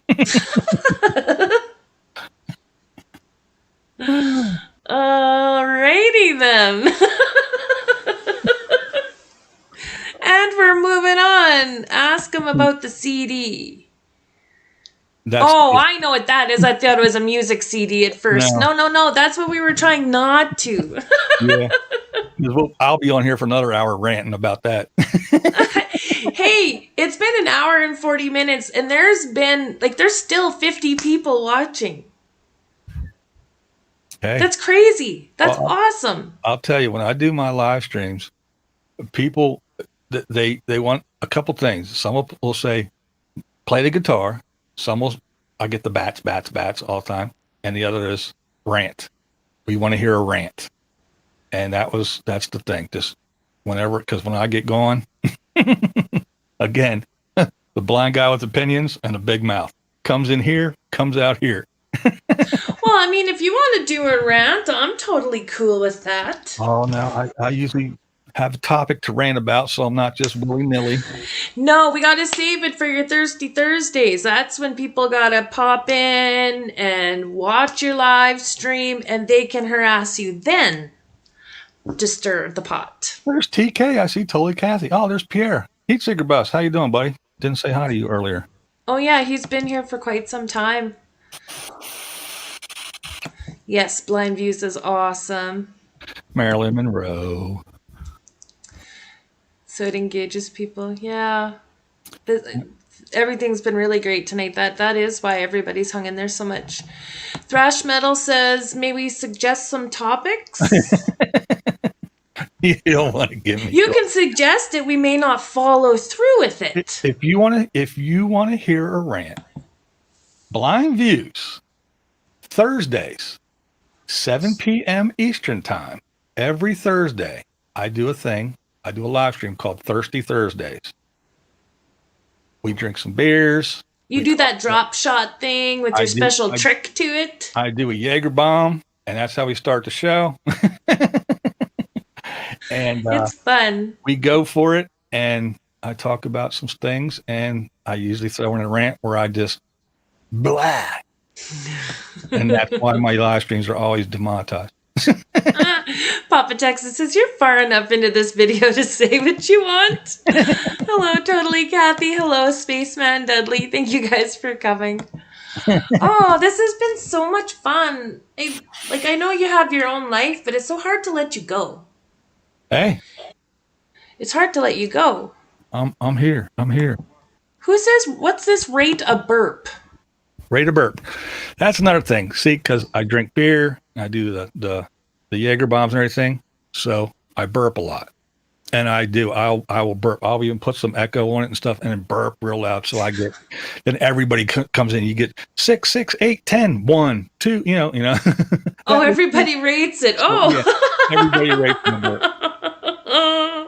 Oh my goodness! I burped by accident once, and kind of like, oh man. But then everybody right away rated my burp. So now it's like, hey, if I got a burp, I let them fly. And then all you see in the chat is just numbers. That's awesome. That's so awesome. Desert Adventure says, my first experience to BV. Cool dude. I subbed and look forward to following. Yeah, it is like such a gem to come across when you find BlindViews. Oh, and so many people told me, they always would say BlindViews. And I didn't know what they were talking about at first, right? Because, I mean, there was a lot of channels I didn't know. I'm like, oh, yeah, now how didn't I know? Now I see why they all thought I was kind of stupid. I'm like a rash. I get under your skin. Oh my gosh. And I will say this. For me, it isn't quite anymore. It used to be. I used to, watch numbers or anything. It's not about the numbers anymore. It's about the quality of the folks, the diehard blind viewers that watch my videos, the ones that come every Thursday and they're there, my moderators who are awesome, who are quick to the draw and don't let nothing slide by. And, you know, as mouthy as and everything as I am, the one rule I have is if you're in my live stream, it's your, I hate to use the term, but it's your safe space. You can talk about people if they're not in the live stream. And I mean, even if it's someone that I cannot stand and I would like to tear them apart, if they are in there and they're being cordial, you can't talk about them at all. And the moderators know that and they bounce them quick. Mm-hmm. But I ain't doing any Jägermeister. These guys are funny. We die hard, if ever. Yeah, it's a really good group of folks. And when you can find that core, you know, and people always ask, why don't you post how many subs you have? Because that sub count don't matter. You can have 10,000 subs, but if your videos get 1,000 views, what number counts? It's those 1,000 people that click on your video and watch, not the other 9,000 that took a second to click on the sub and then never came back. They mean zero to me. I'm sorry to say it, and it's rude, and it's not a good YouTuber attitude to have. But no, I hear that from a lot of other channels too. And honestly, it mattered a lot to me till I hit my 1,000. I have now hit my 1,000. That's all I need. Like, to me, that's the only mark where things change as far as subs count. Well, yeah, you got to get that cushion. Get up there, keep pushing until you get 2, 3. When you get around 3, you can relax because it fluctuates so much, you know. Yeah. If you hang around like 1,100 for a while, and next thing you know, you're going to get up one morning, you're going to have 998. You're going to go, damn it.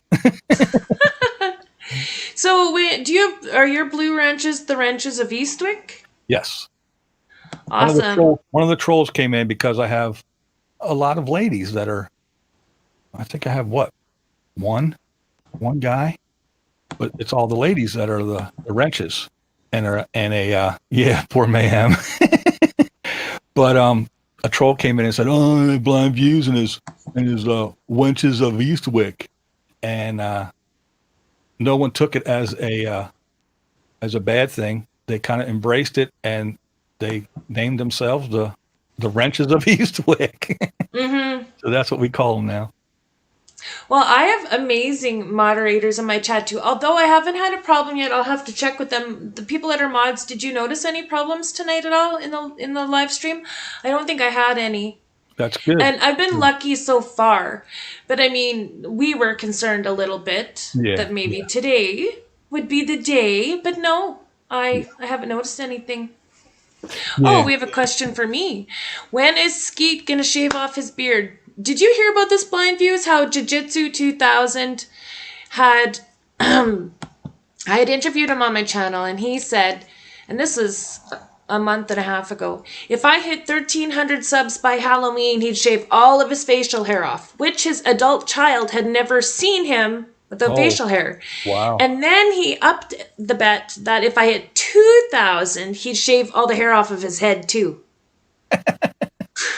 Well, I'm not hitting those numbers, but he was, you know, he puts a video about that out to his community. Like, it's so awesome, his way of trying to help support me. And I'm like, I've just been so lucky. All I've met are really cool people. Well, I want to say this on that topic, and I'll briefly touch on something that I know these guys want to hear me bitch about. But when it comes down to talking about channels, promoting other channels, throwing stickers, these are all stickers from 98% of those stickers are from Nomads.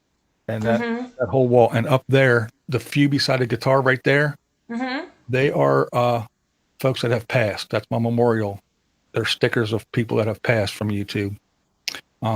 And then the Weirdos Unite, that's just because. But yeah, they're all stickers from channels that I used to talk about. They sent me stickers. We did sticker swaps. But when I talk about a channel, it's nothing that I did. the other guy, CD, the other guy, he takes credit for it. If you got, 25 new subs, that's because I mentioned your name. If you did it, it's because I mentioned your channel. That's because I talk about you. That's because I. Well, here's the deal. This is the real deal. I can get 60 people and say, go over and watch Vida Travels. Go over and do it. They can come over and sub. It's up to you now. You have to keep them. I can say, I can hold up, this is the best coffee mug in the world. Go get one. If you get it and you think it sucks, you're not going to use it. And that's what it is. It's like anything, music, fashion, it's all subjective. So I may think this channel is the greatest channel in the world, and somebody else can go over and go, it's okay. I don't like the guy's attitude, or I don't like this, or I don't know, just the way they laugh pisses me off, whatever it could be. Or I don't like their filming style, whatever it could be. So me sending, even if it's 100 people and you get 100 subs one day, it's up to you as the creator to keep them, not me. I just go, hey, you might not have noticed these people. I found them. I think they're cool. They're worth a look. Go give them a look. So it's basically like me thumbing through a catalog and going, hey, you guys see this yet? You should go check it out. And that's all it is. I don't take credit for anything. If somebody grows and I mention them, it has nothing to do with me. You have to put in the work. You have to make the shit that people want to stay around for. So it's up to you to keep them. It's got nothing to do with me. Is this the talk that Kathy was referring to before? That you need to have the talk with me? Oh, the talk. We had the talk a little bit. Yeah, I filled her in on some stuff. Again, she's awesome. When we had a little talk about me doing this with her, and I didn't know how to do the Streamlabs thing, so we got together and we had a chat. We wound up chatting for an hour and a half or something, and that's like we were talking about earlier. It's like afterwards it was like, hey, I don't know, for some reason I felt like I've known this girl all my life, and we were estranged and just found each other again. It's so like weird. You're my big brother that I didn't know. Yeah, it was so weird. It was really so weird, but I'm glad I found a new YouTube friend. I really enjoyed it. It's only YouTube for now, just because the borders are closed. There you go. Marilyn Monroe had never actually heard of my channel until she heard you say that I was interviewing Badge. And yeah, I've seen her in here a few times since then. So that's nice. Yeah, a lot of times a person doesn't know of a channel. There's so many of them out there. Yeah, so many of them. And it's really hard to break through, and you're that little guy in the back of the room with your hand up going, hey, it's me, and it's really hard to get seen through all this stuff. And so it's nice. It's nice to find new things and new people, and especially ones you can connect with. But yeah, I was the same way, Marilyn. I didn't know who Paula was, and Badge is like, hey, I'm going to be on. And I'm like, well, my buddy Badge, I got to go support him. And I was like, oh, cool. She's awesome. And then Saucy was on, so I watched again. So then I started going back and watching some things and to see who this chick was. It's because I interview all the cool people. And there you are. So I was like, cool. And plus, one more thing I did, years ago, I've interviewed a couple people. I love doing it. It was really fun. So it was nice to see people, see someone interviewing someone else, and you doing it live, and you were doing it often, and you scaled back to the Monday, Wednesday.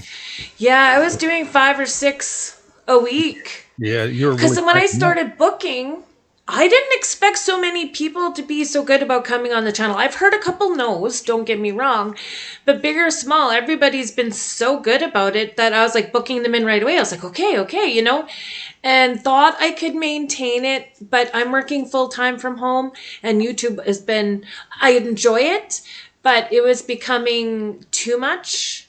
Yeah. Right? Oh, yeah. So then I was like, you know what? I need to make it more realistic. And actually, I think because I did as many as I did initially, there was a better chance someone might have seen me a little bit. Right. But I find doing just 3 a week now, I'm getting more views now than when I was doing 6 in a week. Well, it's the thing is, all right, just imagine what I was doing. Okay, so I'm going to get up and I'm going to watch 20 videos. Out of those 20 videos, I'm going to say, okay, these 4 were interesting and had some good content and worth talking about. So now I just spent that much time rummaging through YouTube watching videos. Now I got to take that information, not write a script, but get your thoughts and lines. Okay, this is what happened. Pull some clips and other things. Go record a video. Now I got to take it, plunk it in the computer, sit down in front of here, and edit for a couple hours. Then I got to get it rendered. Now I got to upload it to YouTube, put in all the little tags and the title and the thumbnail and the next thing you know, boom, your day's gone. And now I got to go through and read comments and answer people, because if you don't, they're not going to come back. And if you don't do this, and if you don't watch these people, they're not going to watch you. And so the next thing you know, you're like, I'm in a YouTube tidal wave of crap. Well, there was all those things to do. Plus, I didn't know how to do anything BlindViews. Like, every single thing was new to me. So everything took so long. And like, my son would come up into the office at like 3 o'clock in the morning and be like, Mom, did you eat supper today? Mom, why are you still up? I'd be like, oh, I didn't realize what time it was. But then it started to take a bit of a toll. But I feel like, it's just like Lucy just said, it's quality over quantity. Yeah. But those early ones where I did a lot in a row, I learned a lot about the actual live stream process a lot more. Because at first, oh my gosh, every one I screwed something big up in. At least now I have enough confidence in myself that I can cover over something or explain something or not feel like it's the end of the world if something didn't go the way I wanted. I want to say, Pierre, thank you for saying that. And a lot of people do say that, have said that over the years. I've had people say that, I know you watched the video because you said, this little thing, which was some people may find insignificant, but that just shows me that you watched the video. So when you talk about a video or a channel, they know that I've actually spent the time and watched it. I'm not just making shit up. So yeah, I wanted to say that. Yeah. Thank you for saying that, Pierre. I appreciate it. Yeah. And what you were saying is, see, with me, before I did my first live stream, I probably spent a month of trying this, doing that. Had a guinea pig. Hey, get on this thing. I'm going to call you and do this, and we're going to do. Does it work? I never thought of having a guinea pig. And yeah, it's like, oh, this that sounds funny. Do this, so I'm fixing that. And okay, why does that look like that? I don't know. And trying to figure everything out. And then that's what I say. It might not be the best, but if I put it out there and you're seeing it or hearing it, it's the best that I can do because I took the time to figure it out. Yeah. And when I went live, it was like, okay, I know this. Boom, boom, boom, boom, bang, da, da, da, da, da, hit that, and it went because I took that time to figure out how does this work? Why does this work? And again, I got the guinea pig. Yo, dude, we're gonna do this. I'm gonna put it on unlisted. I'll send you the link. Let's watch it to see if it worked and do this. Tell me what went wrong and so yeah. Yeah, no, that probably would have been a really good idea for me to have done. But at the same time, they say start where you're at. You're not alone. I've watched so many people say, and I guess I'll pat myself on the back a little bit, but people will come to Thirsty Thursday and go, oh yeah, this seems like so much fun. Yeah, I think I'm going to start live streaming. And apparently I must make it look a little easy because I went through all that and my first one, I was ready. So they go and they live stream and the first 3 are just nothing but fumbling through shit and disconnecting and I got to restart. I'll be back. And then restart and take 2 and I've watched many people do that and I just crack up. Mm-hmm. See, for me, like today I had three very big general topics written down because I didn't want to screw this up. But I felt like it did kind of throw me off my own vibe, right? I just like to sit and have a conversation. Yeah. And kind of go with the flow of whatever comes up and interactive with the chat to see what they want to know. And like, look at us, we're already at 2 hours. Right. And I only said, is it okay if we discuss this, or this? Yep. Okay. Yeah. Well, I've watched a few of your interviews. I catch them when I can live, but I go back and watch. Like I said, I'll click it on. I'll sit over there and paint and listen.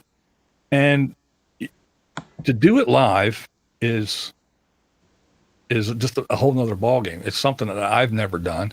All my interviews are recorded and edited because, if I'm the same way, I have these things that I want to know and some things that I know other people that watch probably want to know. So I start talking about that and get those questions. But yeah, if it starts going, then you just roll with it like you're, like I'm sitting there on the couch with you and we're just, yeah, okay. And, drink the beer and so, what about, and it just goes where it goes. Yeah. And that's what I like about the edited part, because if you do start talking about stuff you shouldn't be talking about or talking about people and they go, oh shit, don't put that on there. Not a problem. Yeah. So doing the live thing is, yeah, it's a little bit scary. I don't think anybody got timed out, did they? Megan's just checking. She got distracted with her cats and hope she didn't accidentally time someone out. Oh, great. There's half my subscribers. Oh, yeah. Linda Lady Redskin says it's hard to do a live stream when you don't have enough subs. I started and my very first time trying, it was literally 3 of us.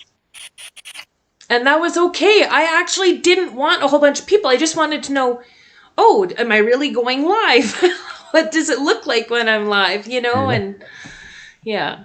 Oh yeah, it's fun. I mean, you get it's really fun when you have a year or 2 under your belt and then you go back and you watch those first couple and you go, oh my. Oh, that's just like my very first video. But you know what? Person's constantly learning and growing. I know my first stuff wasn't very good, and even now there's lots that I can improve, but I'm constantly trying to learn. And that's the best thing about a lot of the people that I have, like you on here for the interviews, is I'm learning from you. I'm asking you genuine questions. I'm not, I can't be fake. Yeah. Do you know what I mean? I can't. Oh. I don't know. I don't know how to explain it. Well, I think that's why we clicked too, because I could sense that it's not going to be a bunch of fake horse shit, And Kathy's right. I agree with what Kathy said. Now, interview is different when you're talking to somebody else, but if you're sitting there doing a live stream on your own, and all you do is just talk, and let people talk amongst themselves without, it's not a fun place to be.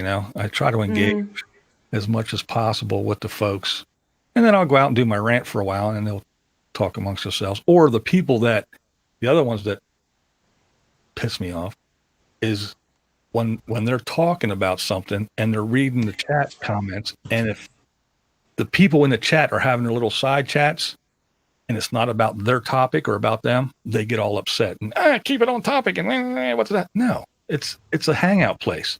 Yeah. Look at it as like, if you're hosting a dinner party and you have 50 people at your house, you're not going to stand in the front of the room and go, all eyes up here. Okay. Oh, that'd be the last dinner party I go to. Exactly. People are going to be in their little corners talking and everything. And that's what the live stream chat is. You got some folks over here talking about this and that and that. Other people are actually talking and engaging with you. But to, like I said, to stand there and expect you, hey, I'm talking about the basketball scores. Why are you talking about, it's funny though when you get on some of these live streams. Yeah. The one thing I do still struggle with is when I have a guest, sometimes I feel like I'm neglecting the guest or I'm neglecting the chat. trying to find that balance between, because I do want to address every question, but sometimes I'm trying to hang on to them in the stream, and it keeps moving.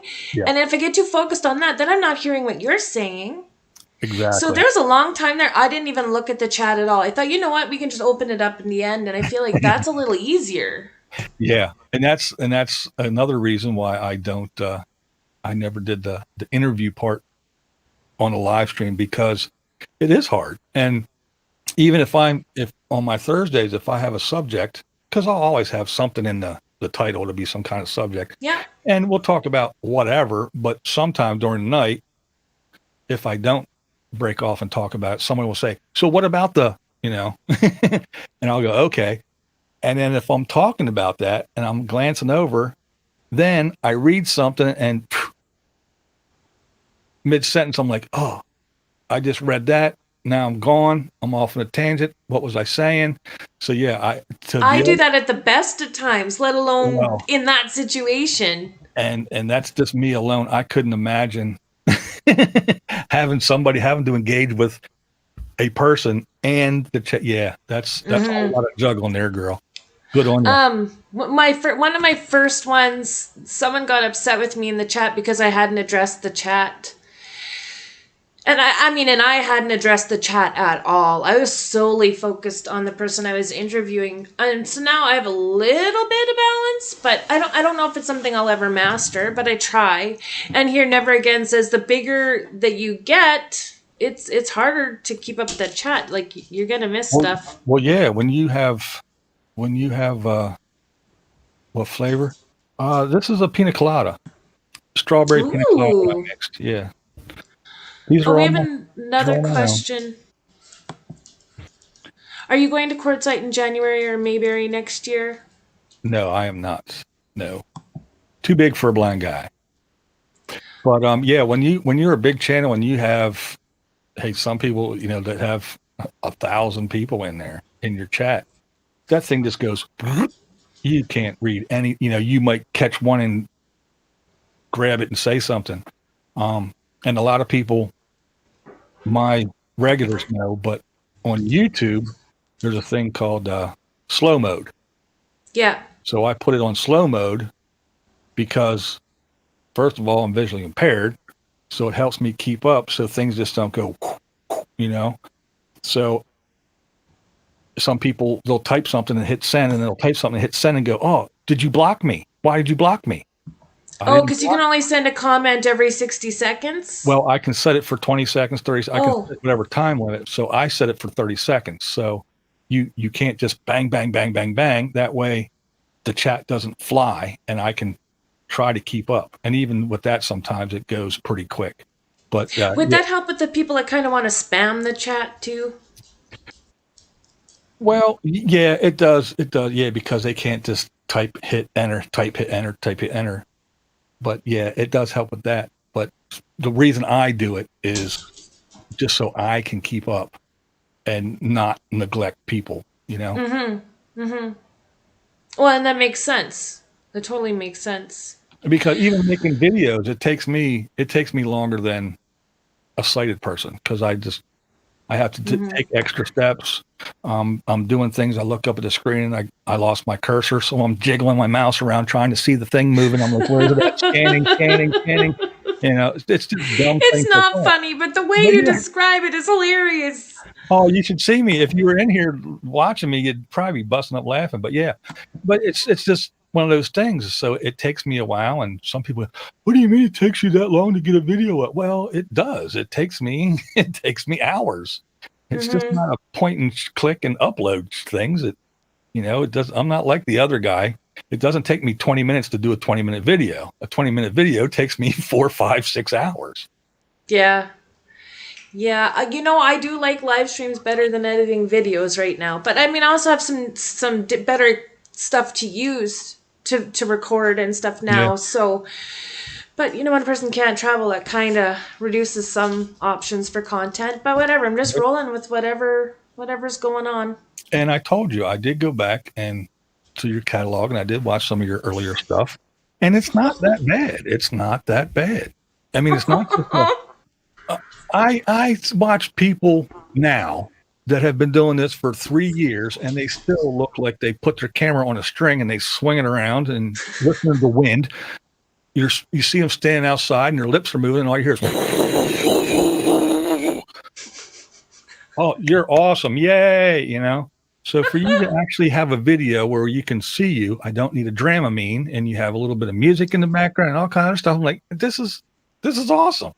Oh, you're just too good. You're too kind, too kind, too kind. No, this is BlindViews, and that's the way That's the way I I see it. Never Again says live streams are about the only way to be social. That is so true. Yeah. It has opened up my world so much during this pandemic, especially working at home. Although this weekend, I think this weekend was the first time I felt isolated. Oh, yeah? Yeah, just for the day. I just, oh, my dog. It was just, I don't know. I didn't feel myself. It was the weirdest thing. But I'm good now. But, you get to talk with so many people. I'm meeting more people through these live streams Oh, yeah. than at work. Yeah, I started doing it was the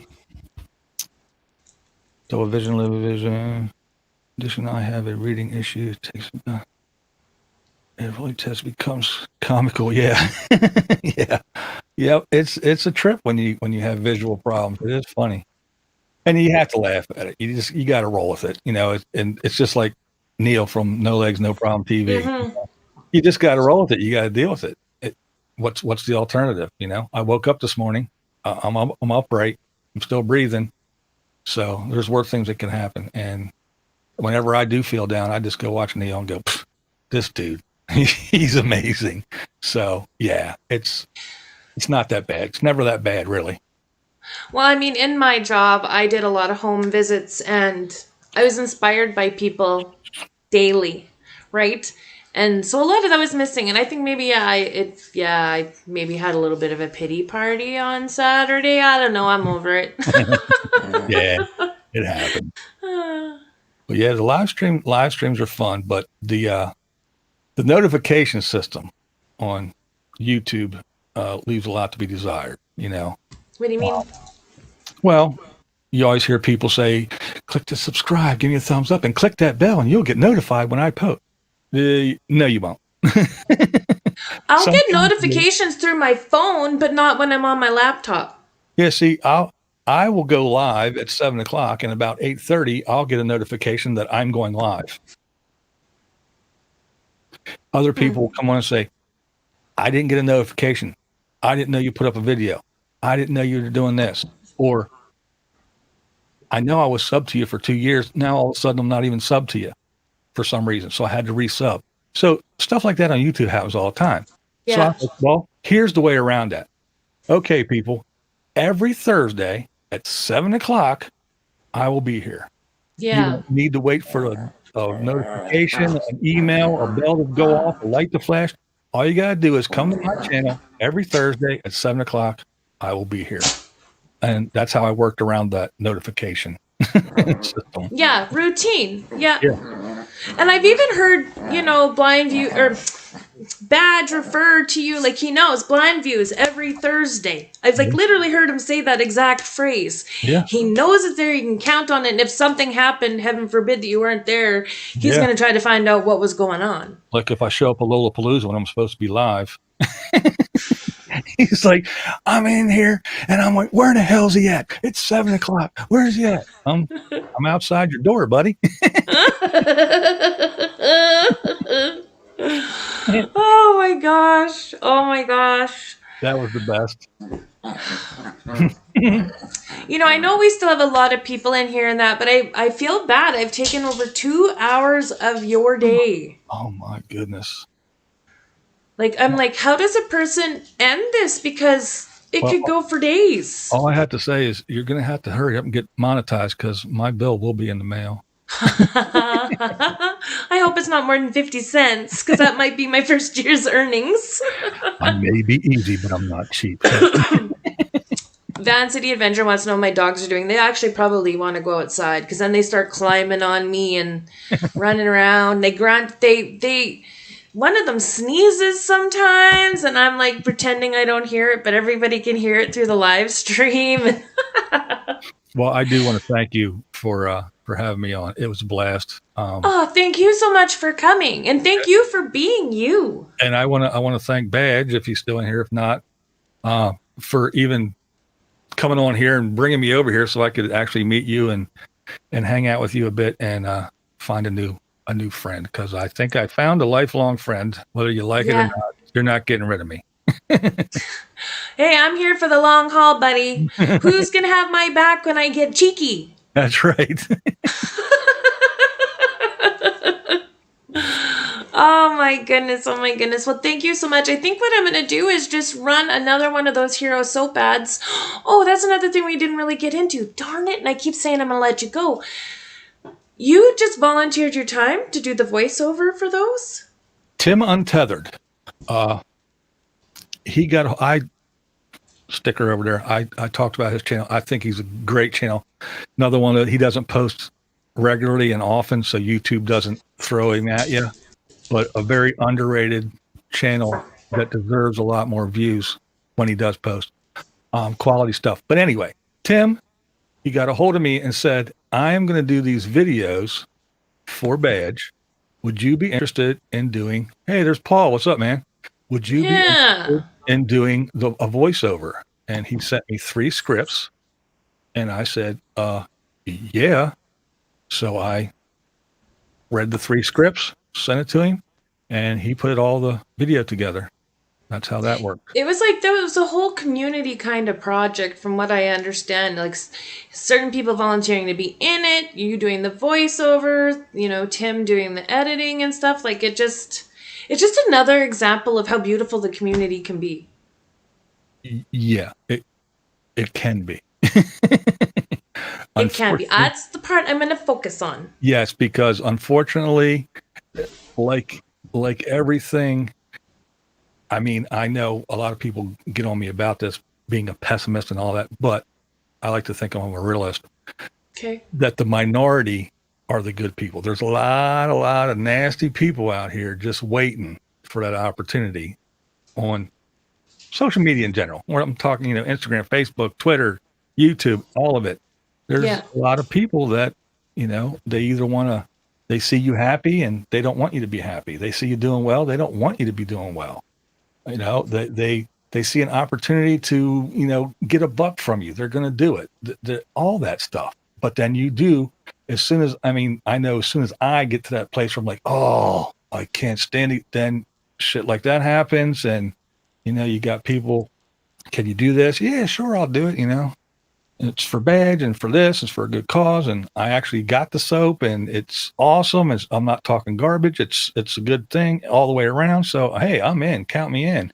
And I'm always just over the moon when someone says, hey, dude, your voice is great. You should do radio, or can you do this? I would love for you to do this. And hey, I'm all in, man. I'm all in. That's awesome. That's awesome. And, I appreciate your honesty. I really, really do. I feel like, again, that's another way that I learn from you and I benefit from you. Well, I'm here, and anything you need, questions answered, I might not have the answer, but I might know the direction to point you to someone that might know the answer. But hey, I'm here. You can ask these folks that know me and have my phone number, that I do whatever I can. That's awesome. That's so awesome. And I do see you as a friend, and a friend's forever. Cool. Right? Acquaintances aren't, but friends are. That's it. And there is a difference. Yes, there is. There's a big difference.